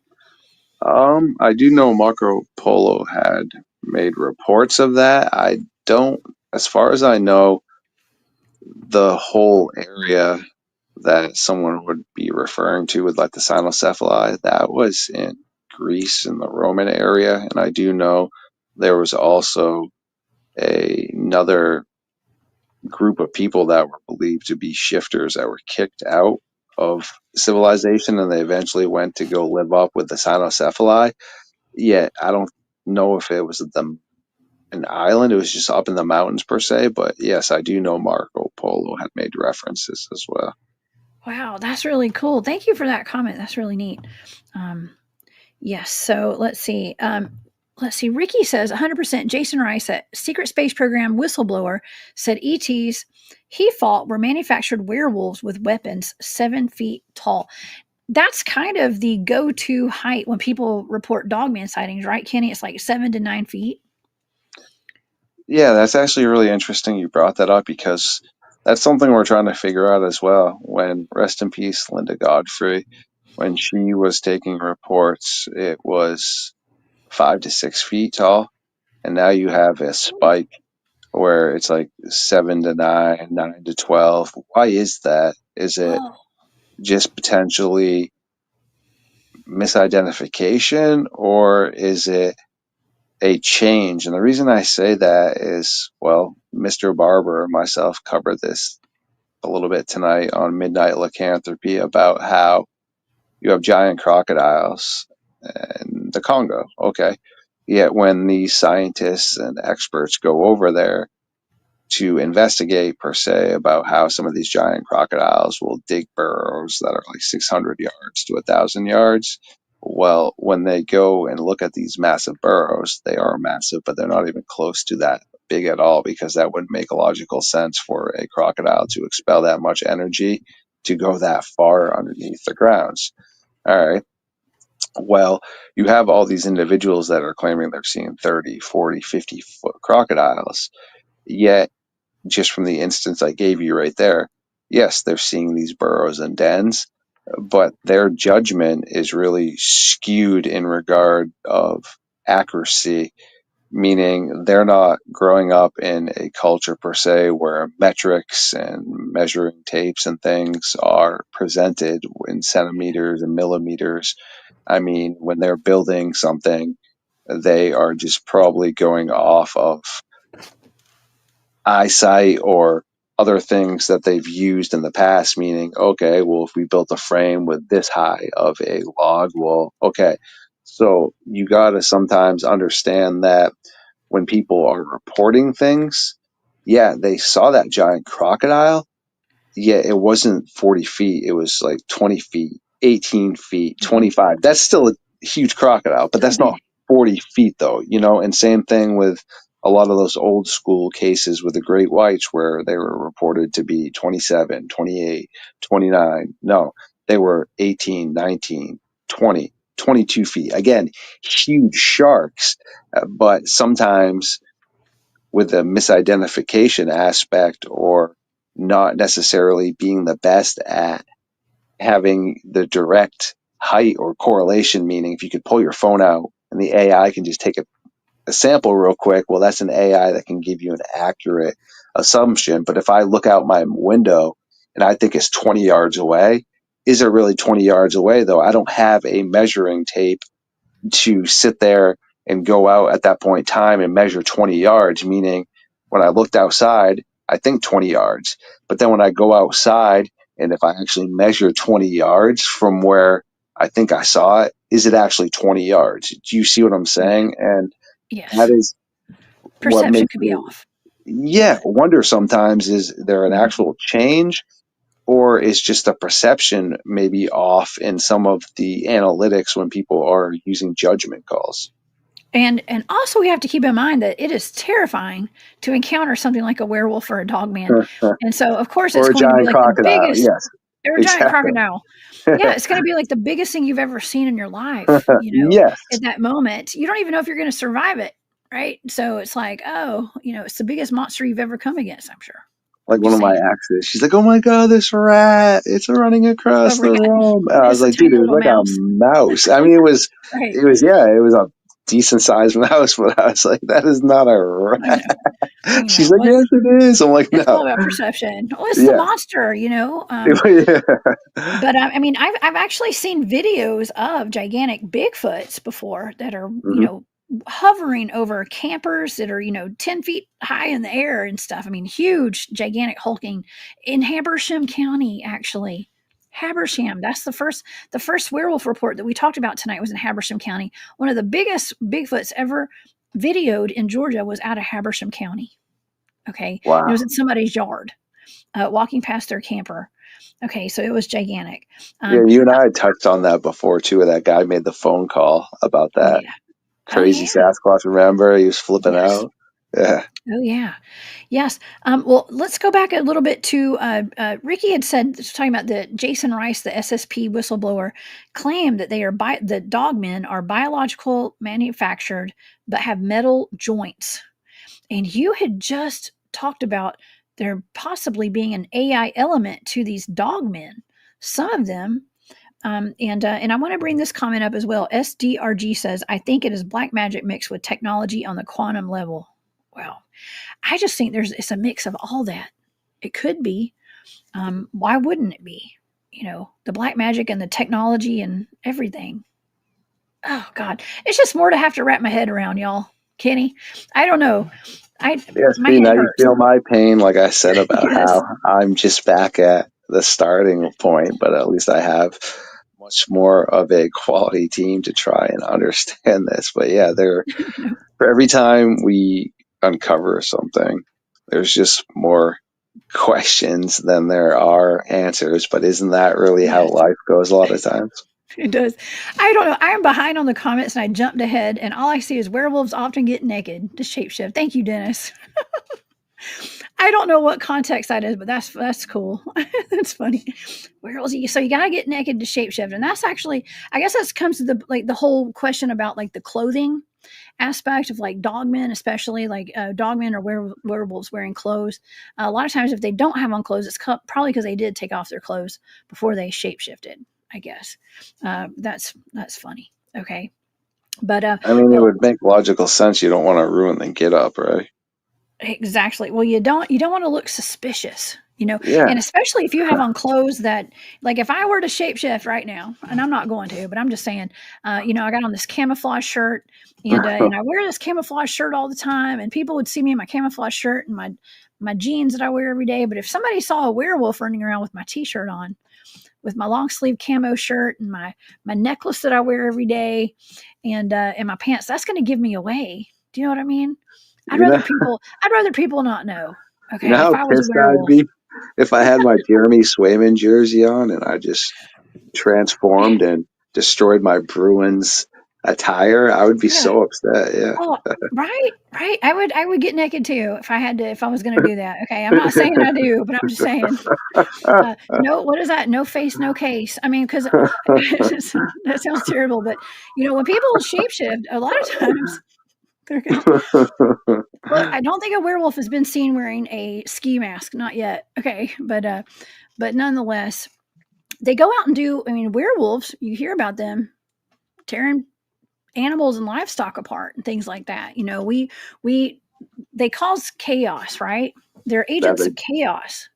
Yes, that is very true. They are. Yeah. I've actually, going back to that prophecy club, y'all, I talk about it all the time with that Bill Schnoebelen fella, talking about how werewolves are used to guard secret society meetings. Okay, they do like rituals out at like landfills and places that are kind of gross and icky.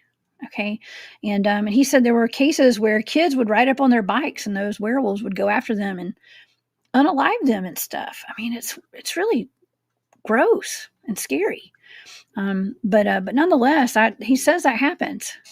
Okay, so agents of chaos, though. And speaking of which, we do have the Georgia werewolf. The one that the only one that I knew of was Emily Isabella Burt down in Talbot County. And that's actually down in middle Georgia. And that is at the Troop Herd Corridor, kind of down that way, where the Georgia raptor was spotted. Okay, the actual dinosaur is like a velociraptor a few years ago was seen on some private property down there where a grandfather and his son had gone hunting.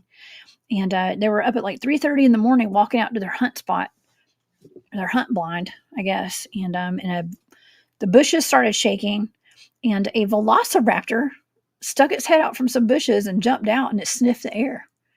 And they said they stopped and stood in the shadows of, the shadows and didn't move.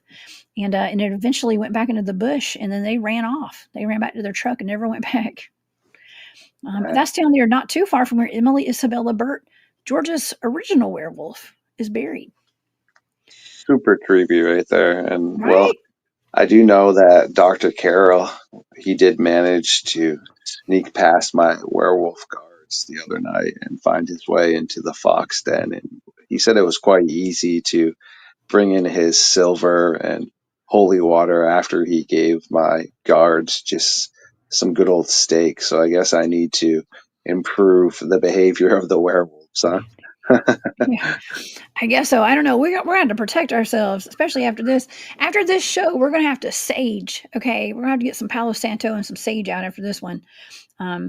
I'll be drinking some nice VH juice and eating some seaweed chips and doing some editing while I'm watching True Blood. Kenny is my only vegan vampire friend. Okay. I mean, I still eat meat for sure, but yeah. The vegan vampire right here. Just kidding. You're not vegan. But I do like my veggies. It's so funny. Who was it? Oh, it was Ryan Tremblay and Robert Preble from my science team the other night. They're like, "You nerd, you're not a vampire. You're like a mermaid eating sushi and seaweed chips." Like, it was so funny. Oh my gosh, that's hilarious. Yeah, I mean, I try to eat as healthy as possible. I mean, yeah. Just don't try to, don't come after me. Okay. I'm your friend. Remember that. I'm your friend. Yeah, okay? Of course. I got the self-control. No worries. I would never. I love that. Okay. Ricky says a U.S. Army werewolf cyborg would be a good way for area denial on the battlefield. Yeah. A werewolf cyborg that actually, I've never even thought of a werewolf cyborg before. I don't know why. Why have I not thought of a werewolf cyborg before tonight? I mentioned this to you as well, and also Mr. Barber and I covered this too, where if criminals were dressing up as a werewolf per se, and a criminal broke into your house in a werewolf costume, what would your reaction be? Terrified? And then what would the neighbor's reaction be when someone ran out? I saw, what the heck? It looked like a werewolf or a Bigfoot suit. And there's actually been cases where serial unalivers have played into that aspect. I mean, Hulu has a series called Sasquatch where that tweaker claims that they took the girl, but in actuality, people believe that tweaker was the one that unalived her. And I mean, you have another individual that wore like a wolf mask and basically like a wolf skin, and he had like metal claws that he would try to attack people with and stuff. So yeah, pretty creepy. Oh yeah. Oh my gosh, that is very creepy. It is. Mountain Man Explore the Truth has been told that he looks like a werewolf because he is a hairy guy. Savage. Hey, ask for the Wolf Man. Okay. I don't know about y'all, but down in Georgia, we had a commercial when I was a kid that was Wolfman Furniture Outlet or something like that. I don't know, him and his daughter Donna. Y'all remember that? Hey, ask for the Wolfman. And yeah, that was like the classic commercial when I was a kid. Hey, ask for the Wolfman. Oh, that's so funny. It was super country. I'm more of a vampire guy than a wolf, than a werewolf guy. I'm more of a wolf lady. I like the werewolves. Okay, Team Jacob, right from Twilight. I think asked me. Okay, that's so funny. No shade to the vampires out there. Okay, so you're loving the Al Seed from True Blood, then, right? Right. I guess so. Yeah. Yeah. Okay, Sovereign Cosmic Wildman says, no wonder the Dogman topic is demonic. too. And that's another thing that goes hand in hand with dogmen. A lot of times when we're talking about it, a lot of people think that I'm not going to say all of them, but not all the people, but some people think that all the dogmen are demonic. What do you think about that? I mean, I would tend to disagree with that for sure. I mean, you definitely have. I'm not all in anything like that unless it's like the Bruins or the Patriots. I don't just put both of my feet into the cauldron. All right, meaning, sure, you have some cases. Yeah, you have others where people, have been grabbed by it, but it lets you go. Other people have just been observed. I mean, at the end of the day, if this thing really wanted you and it was just nefarious all the time, why would it have let somebody go if they're just going to hold your shoulder for a second? Or why would it just chase you 15, 20 feet and then let you run away? It doesn't really mean logical sense, seeming that if a tiger wants you, unfortunately, when you look at the statistics in India, the tiger gets you. It doesn't just stop, okay? That is, well, again, a tiger isn't different, okay? It's not, humans put the twist of, oh my goodness, this tiger is evil. No, it's not evil. It's just doing what a tiger is supposed to do, and you are perceived to be food. Yet, if we're going to use that same twist, if it was hungry, it would come and get you. If it really wanted to smoke you, it would still come and get you. Why did it just more or less troll you? When you troll somebody, that's not necessarily nefarious behavior. That could just be straight up entertainment aspect. Oh yeah, I think that us humans are great entertainment for the cryptids out there. They love us. They do. That's why I'm a proponent of staying back at base camp when we're out with our team doing field research. I don't mind staying back at base camp and hanging out doing the comms, like our radios and stuff, and hanging out with whoever's doing that, because we get more activity, just as much or more activity when it comes to cryptids and high strangeness at the base camp while everybody's gone, because we are their entertainment. And they like to come in and watch us and throw rocks and stuff like that. And it's pretty fun. Okay. And y'all know I live for this. Okay. I live for this stuff. But Sovereign says, werewolves, dogmen, guardians of black magic. It's demonic, he says. And yeah, I think it's just a mix. Okay. I think it's a mix. When it comes, I would be more inclined to say that like some things that are like brought here through black magic might be more negative, of course. But people like our friend William Nighthawk over at Nighthawk High Strangeness podcast, he says that he's told me that cryptids are I'm going to say conjured, okay, but cryptids are summoned, I guess is a better word, to places like these Indian burial mounds, like Etowah burial mounds, and places like that, places that are sacred to guard the land at all costs. Any kind of sacred land, right? That's what I'm saying right there. And that wouldn't necessarily make you good or evil. Guard the land right there. Yes. Right. They're guardians, y'all. Okay, guardians. And we actually have I see some werewolves in the chat tonight. Okay, some people who have actually sent me messages and let me know they may be werewolves and stuff. Okay, so shout out to you guys in the chat tonight. Thank y'all for being here. And I mean, how would we know who's a werewolf and who's not? I did a show not too long ago, kind of going down the list of like how to tell if somebody might be a werewolf. Okay, and but I mean, it could be anybody, right, Kenny? What do you think? Yes, it's definitely one of those aspects where you're not going to really be able to, per se, I think, just naturally tell, like in a Hollywood movie. All right. Meaning, how vampires are always pale and seemingly just look as if they're perfect, etc. I don't know. It's definitely a very interesting topic for sure. Meaning, I've covered it before where I know people claim, per se, that vampires exist, and I'm actually talking to somebody tomorrow on that. But then also, like I had spoke to you before, when I think of the term vampire, I think of True Blood, like Bill Compton and Eric Northman with the supernatural huge strength, where they just take out 3 special forces soldiers with one swipe. The heads go rolling across the road, like the floor and stuff. But then the logical side and the side of me that tries to stay grounded and stuff looks at how just consuming a fluid, how could that be beneficial? Meaning, if you look at like vampire bats, they're so small that they can actually sufficiently survive off that. But then if you look at every other animal species, whether it's aquatic or land-based or air-based, not one of them just consumes a liquid for survival,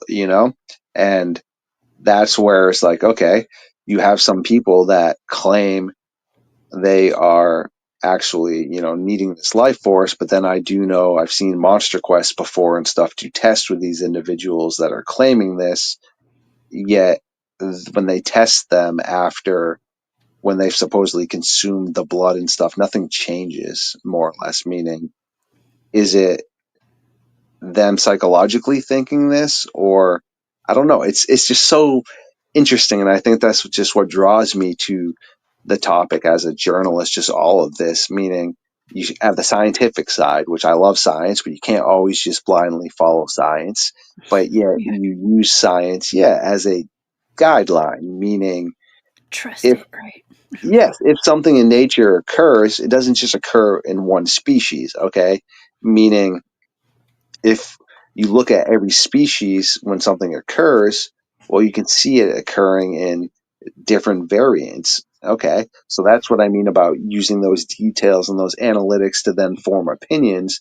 But then now, when it comes to the supernatural and things like that, it's really hard to be able to point your finger on it. Meaning, in the modern day world, from what I understand, what I've been taught, what I see, does Eric Northman and Bill Compton from True Blood, those vampires exist? I have not ever gathered analytics to support that. Yet here I've gathered plenty of analytics to support potential paranormal activity involving the Dogman. So who's to say that there isn't extra paranormal activity being construed up like that, if that makes sense? It does. It does. And this is interesting. Brian Barber says maybe they are neutral, which is scarier because they don't have to conform to the rules of good or bad. Yes. It's however you feel minute by minute. God, wouldn't that be? That's just a free thought. It's like you feel so wild and free. Well, that's what I'm saying, because good Yeah. and evil is a human, Construct. That's right. that we put It's all on things. relative. Yes, we I always have often to say have a that. human trait to things, meaning look at how we put coats on our dogs, or we paint our dogs' fingernails, or just everything has to have a human twist on something. And meaning when we see something, we always got to put like the human characteristics on it as well. Interesting. We do. And when I've actually said that several times, they're like, well, is it good or bad, evil or whatever? I'm like, well, there's light and there's dark. And, it's some, it's like, you got to know the dark. There's got to be the dark for the light. It's all a balance, and this and that. It's all relative. And I don't know. But that's a great comment. I really appreciate that, Brian. Thank you for saying that tonight. There's not a lot of, if you go to YouTube, you see a lot of, even tonight on my channel, I titled it the North Georgia Werewolf Attack. Okay, because it says we talked about an attack of a little boy, that's been given to the North American Dogman Project. I try not to make a habit of doing shows or like Dogman Attack, mauled to death, and all this kind of stuff. But there's a lot of channels that are like, oh, there's always a Dogman attack constantly, Clickbait, yeah, of course. yeah, it's kind of, I'm gonna say it's kind of clickbaitish, right? But it gets the views, obviously, and people. What does Vic kind of always said? Well, it's because everybody loves a train wreck, right? Everybody loves to see a wreck or whatever, and that's kind of the truth. But that's really not the case for a lot of these reports, right? They're not really all violent like that. No, you're totally spot on with that for sure. It's just one of those things that it's okay though. It's not a bad thing to have a clickbait title if what you're covering is in that premises. It's like a newspaper, okay? I mean, as a content creator, you need to also market yourself.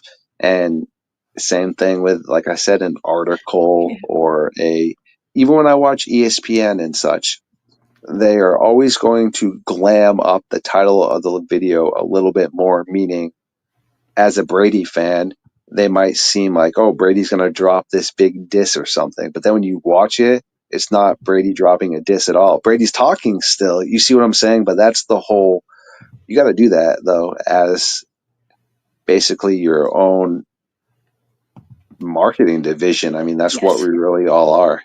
Oh yes. Well, we got to bring the viewers in sometimes, right? And I guess that's where they're going with that, and that's fine. But it kind of gives Dogmen a bad name.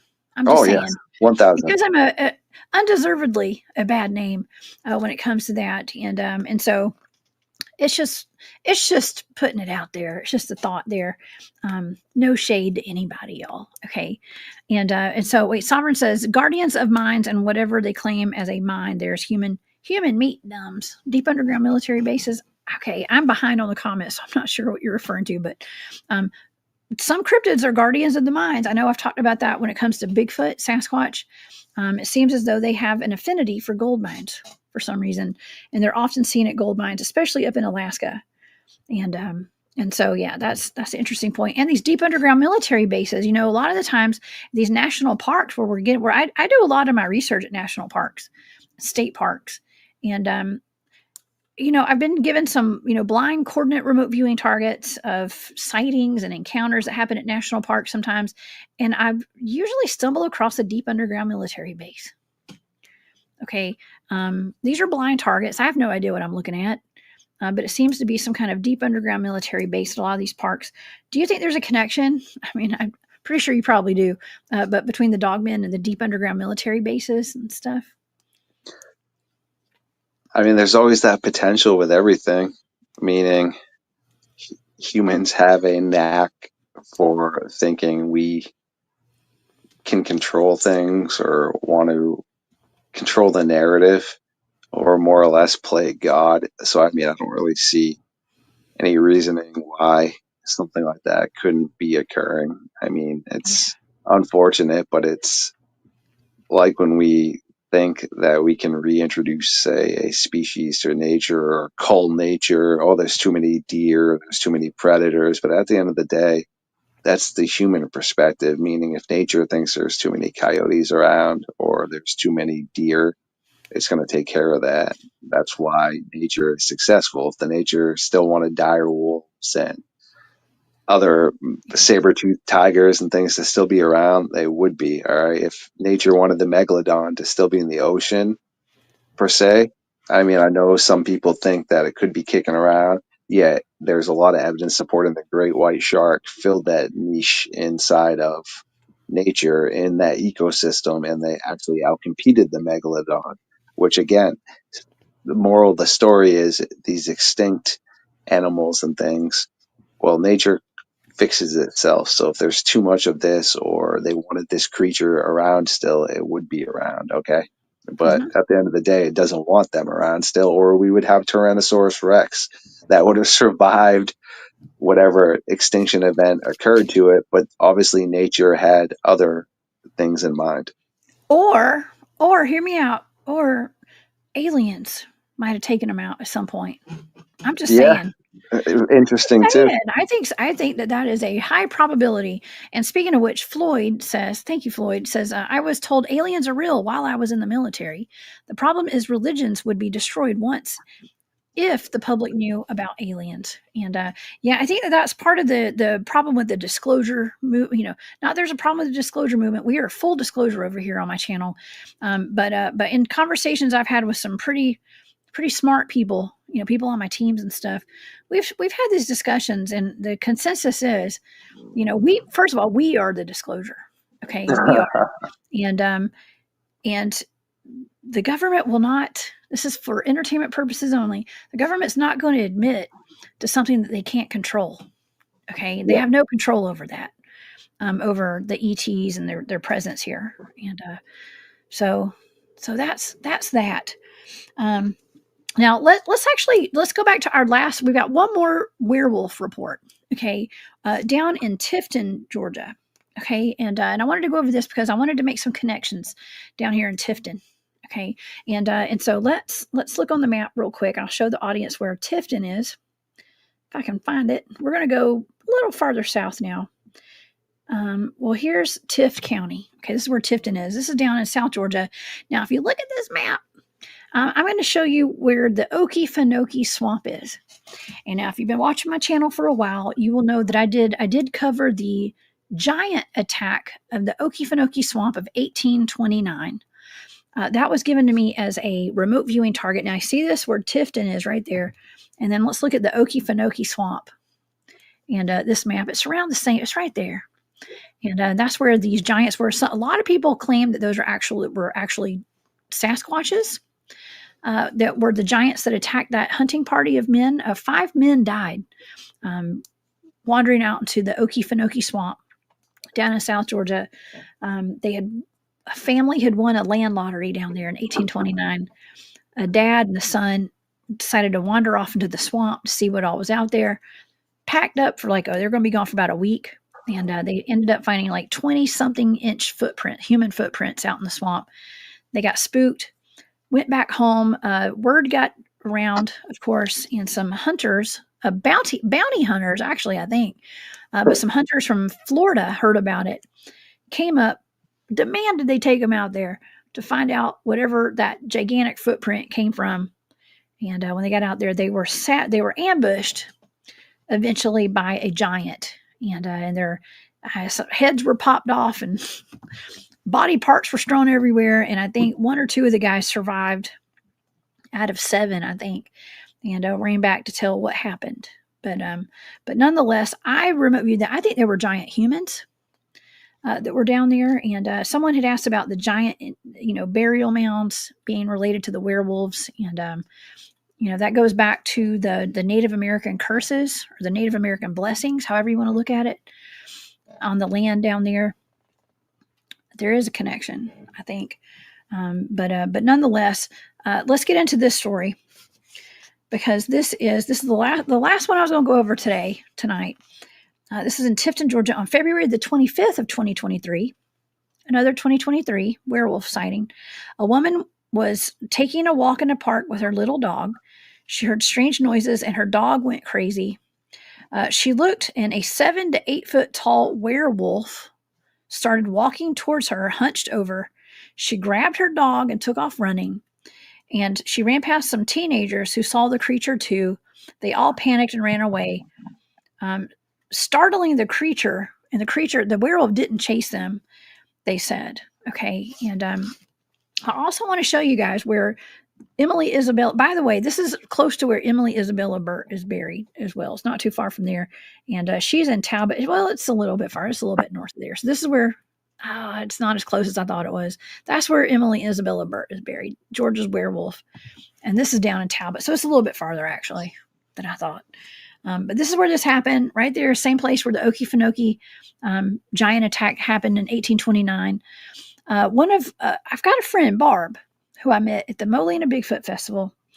Barb was telling me that she's from there, from this area. She said, after I did that show, she said, well, it's known that there's a race of giants.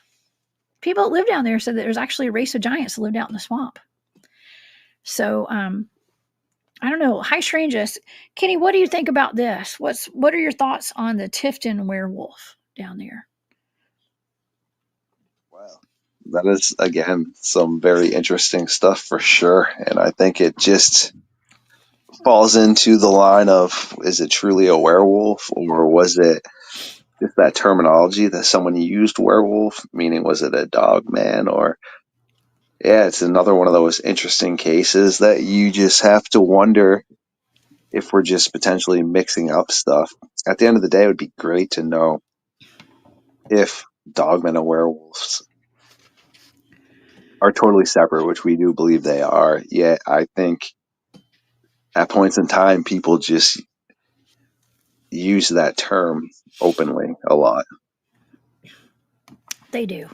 Well, they look a lot alike. Okay. And I think that the word dogman probably wasn't around so much back in the 1800s and stuff too. And dogman, I mean, when did people start calling dogmen? Do you know? Yeah, that's like pretty much granted to Linda Godfrey for sure. Okay.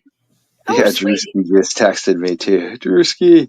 Yeah, I think I just got a text from him too. I that's can't so look at it. awesome. Yeah, So he's I'm got busy. he's See? got us up. That's what he's showing us. Good stuff. Oh, that's awesome. Okay. Yes.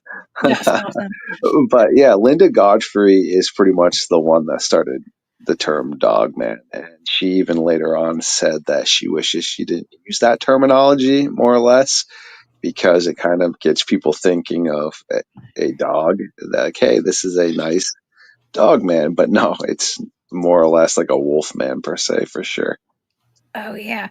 Oh, and I was going to ask. This is great. This is actually a great comment in from Leah. She says there is another cave entrance down and to the left of that area in Georgia. Well, that's something that Georgia has a lot of. Those are caves. Now, where do people believe, like as far as like your stance or the North American Dogman's, from all the reports y'all have gotten, where do y'all think dogmen live? Like, are they living in cave systems? Again, super very valid question right there. I think they're living in burrows and such to an extent, but then again, if you are, basically traveling per universe more or less, then you're probably not living anywhere. If you're just like, doing a pit stop here on Earth, more or less, it's probably just like a subway. You stop here, you go off. Oh, this looks interesting, more or less. But now, if you're going to say maybe more physical based and that they're actually here all the time, well, if they're an animal, they could use caves to an extent, yet the problem is there's a ton of poisonous elements in caves, gases and things that even if it's a baboon or a hyena, if it needs to breathe air, then it's not going to be able to consistently travel huge long distances, in caves. But then you have the cave bear per se that spent 90% of its life in the cave. Yet how far in the cave was it going though? Is it just kind of on the surface parts, or is it going deeper per se where these gases would be? If it's something paranormal based, it really doesn't need any sort of things that we need like heat or food sources, so it could just kind of come and go. And then yeah, sure, that could live in an old abandoned cavern. Yet again, if it's flesh and blood, whether it's documented or not, it can't just survive in certain aspects, meaning you and I can't go into abandoned mines that have still water and other aspects because of the bacterias and things that we're not even going to see. But as soon as you inhale those, you're toast. And again, I'm not comparing everything that's flesh and blood to us, but meaning if you put a lion in there as well, well, that lion is still going to succumb to the same gases that you and I did. Meaning, here's an example. Recently, someone caught an enormous crocodile, and somebody thought it Oh, was man. pretty funny to paint the back of it with green paint. Well, what do you think happened to the crocodile? It succumbed to the fact that somebody put paint on its skin, and the paint and things went inside of the crocodile and poisoned it. So, same thing right there.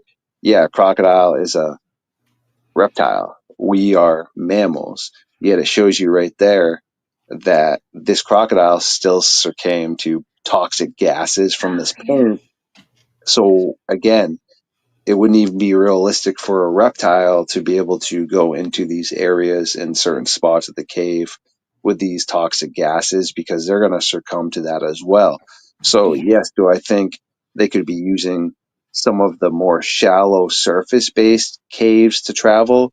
Yes, but if it's going to be flesh and blood and play by those rules where it needs to eat, it needs to breathe, it needs to drink water, which people have seen these things doing, then it would kind of have to play by the same rules of avoiding toxic gases and things. Because if you need to drink water, then things like ammonias and all these other smells and gases are going to affect you too. Exactly. That's right. That is very intelligent. I like that. Okay, and that's very true. And Tammy was asking, does anybody know if Bigfoot or Dogman have been seen around Ball Ground, Georgia? I'm not exactly sure where Ball Ground is. I think is that up near, it's in North Georgia, I guess. So I don't know if it's anywhere near Tryon, Rome, or Paulding, or I don't know. Maybe, I'm sure they have been, but you can go to the North American Dogman Project website, right, Kenny? And you can find out if you go click on their map. You have like an interactive Yeah. map on there, don't you? And like I would tell everybody, if there's a sighting in Georgia, there's a sighting in Maine, whether it's eastern Georgia, northern Georgia, southern Maine, Drewski, they What's up, are Drew? going to be in the rest of the state too. They're not just going to come across some magic line and be like, "Oh, I made it to Central Ohio." No, I'm not heading up to Northeast Ohio anymore. So I just Right. think they probably haven't just been documented in that area. Yes, they know no bounds. They know no boundaries and county lines or anything like that. Cowie says, or the dog-headed men that traded with the Native Americans. Yes, Cynocephaly, the yeah. Cynocephaly go back for centuries. I mean, they're actually on the Peary Reese map, I believe, 1530 or 1513. I can't remember. Centuries ago. Okay, we're talking a long time ago. They've probably been here a lot longer than that, actually. But nonetheless, actually, something that I forgot to mention. We were talking about Rome when we were talking about all the high strangeness in Rome, Georgia, and the werewolf. That's where the werewolf attacked that child and grabbed it by the neck. Now, did you guys get any? Before I go here, did you guys get an update on that report by any chance? Like, what happened to that family and what happened to that kid?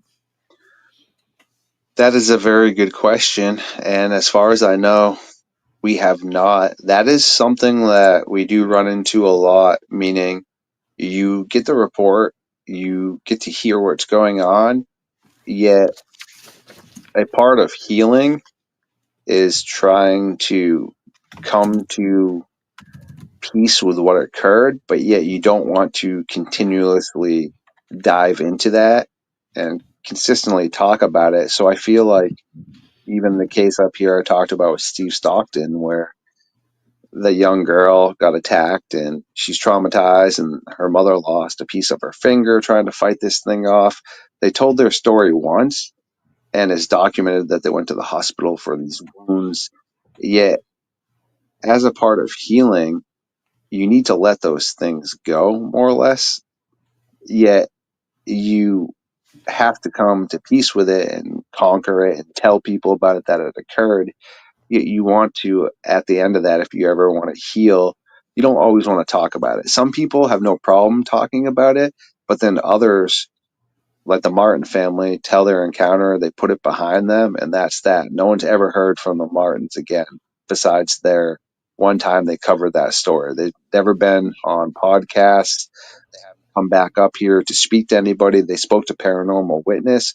That was it, and that's what I mean about basically needing to heal yourself. They went to the darkness, they conquered it, they spoke about it, but then that's that. Like, now, do I want to wake up every day and relive this and consistently talk all the time about it? Probably not. Some people want to, others don't. Yeah.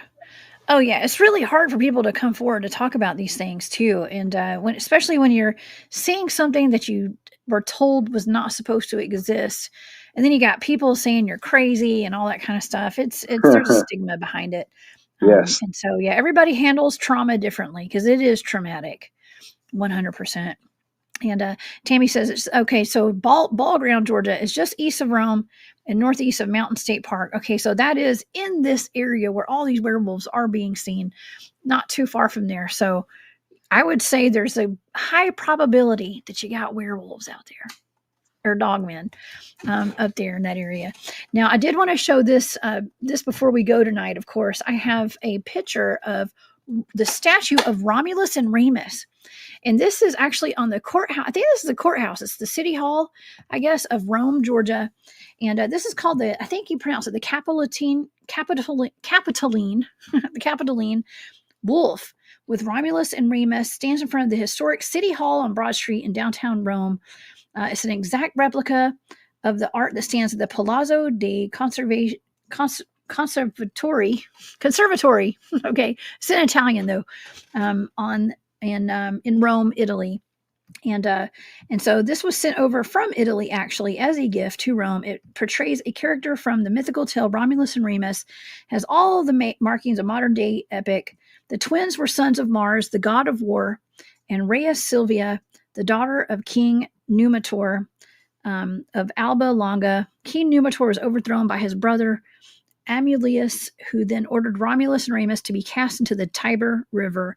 They were rescued by a she-wolf who cared for them until a herdsman found and raised them. Romulus and Remus grew, and after reclaiming Alba Longa for King Numitor, the brothers began plans for a city near the site of their rescue on the banks of the Tiber. During a quarrel over the city's name, Romulus unalived Remus, and then he built the city, giving it this name. So these two boys were raised by a she-wolf. They were raised by a wolf.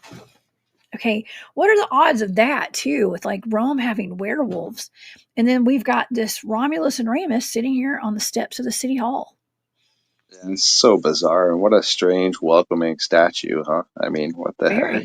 I know, right?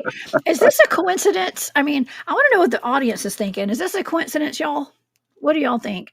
I mean, I think that it is, considering with, my good friend who went to a private school there in Rome and had some satanic ritual abuse that happened there. And then my friend, my mom's best friend, having a mysterious death and having all that stuff happening on that property out there with the elites and something private that, I don't know. It's all just very mysterious. Okay. And then the werewolf attack on that child, Booger Holler, Taylor's Ridge, all that stuff is all up there. It is just, there's too many things for this to be a coincidence at this point for me. That's my opinion. Okay. But maybe it is. I don't know. I don't believe in coincidences either, Tammy. Okay. But, yeah. Anyways, this has been just a fantastic show tonight, Kitty. I just want to thank you so much for being here tonight. And this is awesome. We could probably talk for another 3 hours or 2 hours.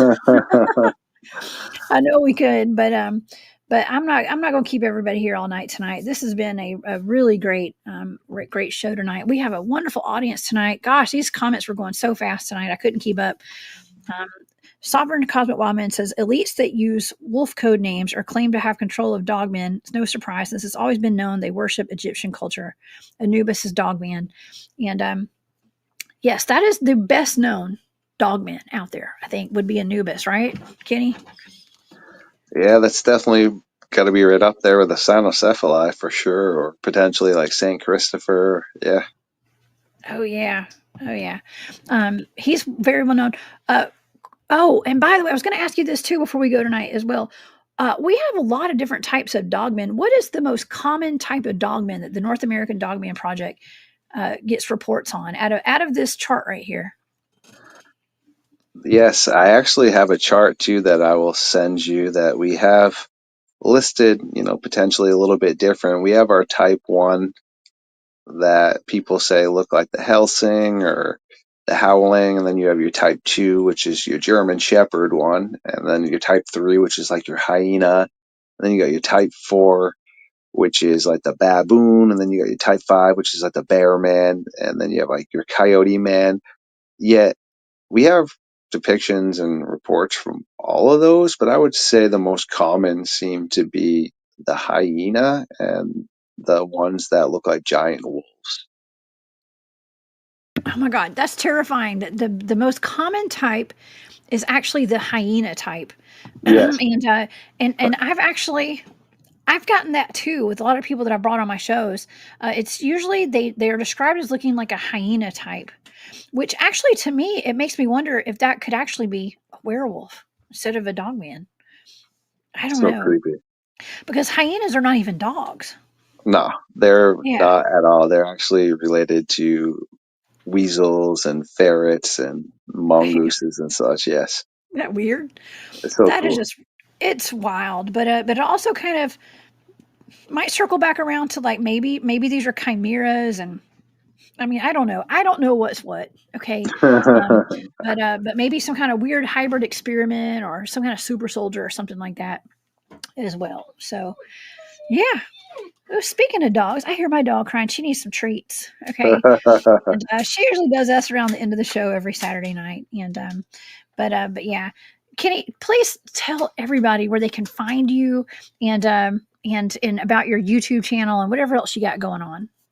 I appreciate you. Thanks for letting me hang out tonight. I do apologize for the little technological issue while I had to switch over in the sound quality for a second. Yeah, yes, you can always check out Miss Jessica and myself bi-weekly over here on the good old Midnight Lycanthropy thread, which is my podcast. My name itself on YouTube is Lord Starfox with an E, so Lorde Starfox. I do take a little bit of interest in the singer of Lord. Her creativity is pretty cool, which is why I put the E on the end of my name as well.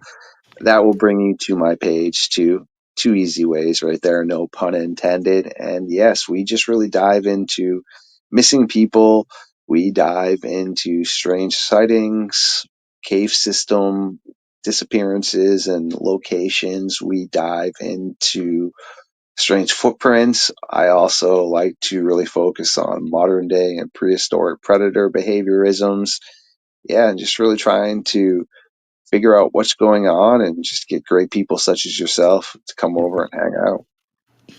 Oh, I love hanging out over there. We always have the most thought-provoking conversations, and we have a lot of fun too. And that's what it's all about. It's having fun and shining light on these weird topics, and because this stuff can be kind of dark. And speaking of which, something we didn't even talk about tonight are like the missing people, and that's kind of that's my soapbox that I stand on, are trying to figure out where all these people are going.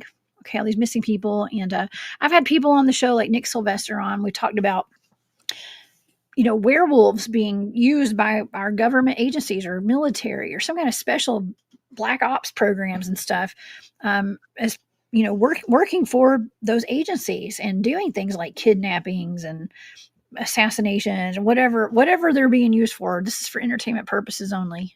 Okay, but for whatever they're being used for, I mean, do you what do you think about that? I know I was about to wind it down. What do you think about them being used as assets? Doggy. It's just one of those things for sure that anything that can be used to benefit a species will be used. I mean, over in India, you have monkeys that will take puppies and also canine pups and wolf pups and raise them as their own. So when they get older, they now have something to protect them. I mean, during points in time, we use dolphins and aquatic life to help us figure out mines in the ocean and things. So yeah, of course, anything that can be used as an asset, something is going to. I mean, look at like the cuckoo bird. It literally goes in and lays eggs in something else's nest and knocks all the eggs out and then tricks that bird into raising their eggs. Oh yeah. Oh yeah, that's a great point. Everything is weaponized, y'all. Mm-hmm. Okay, that's what I'm learning. Everything can and will be used against you, and everything is weaponized if it can be, and so 100%. Yeah, even Swift. You think Swifty could be weaponized? Yeah, Your man, she can squirrel? be pretty vicious if she wants to be, for sure. Like when I need to Yeah. put her away and she's not impressed by that. Yeah, she could definitely pull some Conan the Barbarian ferret type stuff for sure. Oh my gosh, you could definitely train her to be some sort of an assassin or something. The I ninja wish I could train squirrel. her to edit all my podcasts. That would be Oh, beautiful. that's the big thing, huh? Priorities. Right? I love that. Oh my gosh, this has been so fun. What a great show tonight. Thank you so much, Kenny, for being here. And you Of guys, course. please go over to Midnight Lycanthropy on YouTube. Okay, that is Starfox's. I mean, I say Kenny. Okay, I was like, do you want me to call you Kenny or Starfox? I always call you Same Kenny. difference. And Catch 22. a lot of people know you as Starfox. And yeah, so I just feel like we go way back, so I just call you Kenny. That Okay? we do. So We do. But you guys, please go over to Midnight Lycanthropy and subscribe. Okay, subscribe and support Kenny's work. He is so creative, you guys, and has some wonderful guests and super intelligent conversations over there. If you guys are into Dogman and Werewolves, you're going to really enjoy Midnight Lycanthropy. And so, yeah, so thank you, Kenny, so much. I also wanted to thank, before we go, I want to thank Dave Scott, of course, for the super sticker. Thank you, Dave, with Spaced Out Radio. Skip, thank you so much for the super sticker. And also, y'all, Larry Sharp has been a member for 1 whole year of the Hunt Club. Thank you so much, Larry. Hell yeah. That means the world to me. He says, happy Saturday, y'all, and prayers. Thank you, Larry. You are amazing. And if you guys want to become a member of the Hunt Club, it's my membership on YouTube, and I put exclusive videos out there for my members. So thanks again, Larry. And yeah, Kenny, do you have any final thoughts before we go tonight on our North Georgia werewolf attack? No, just thanks again for letting me come hang out, and thanks for everyone who popped in tonight. And definitely give Jessica the good old like button, because YouTube, yeah, definitely doesn't think we're cool unless the rest of y'all do. But yes, stay safe out there and be good people, and that's really all you can do. Much love, everyone.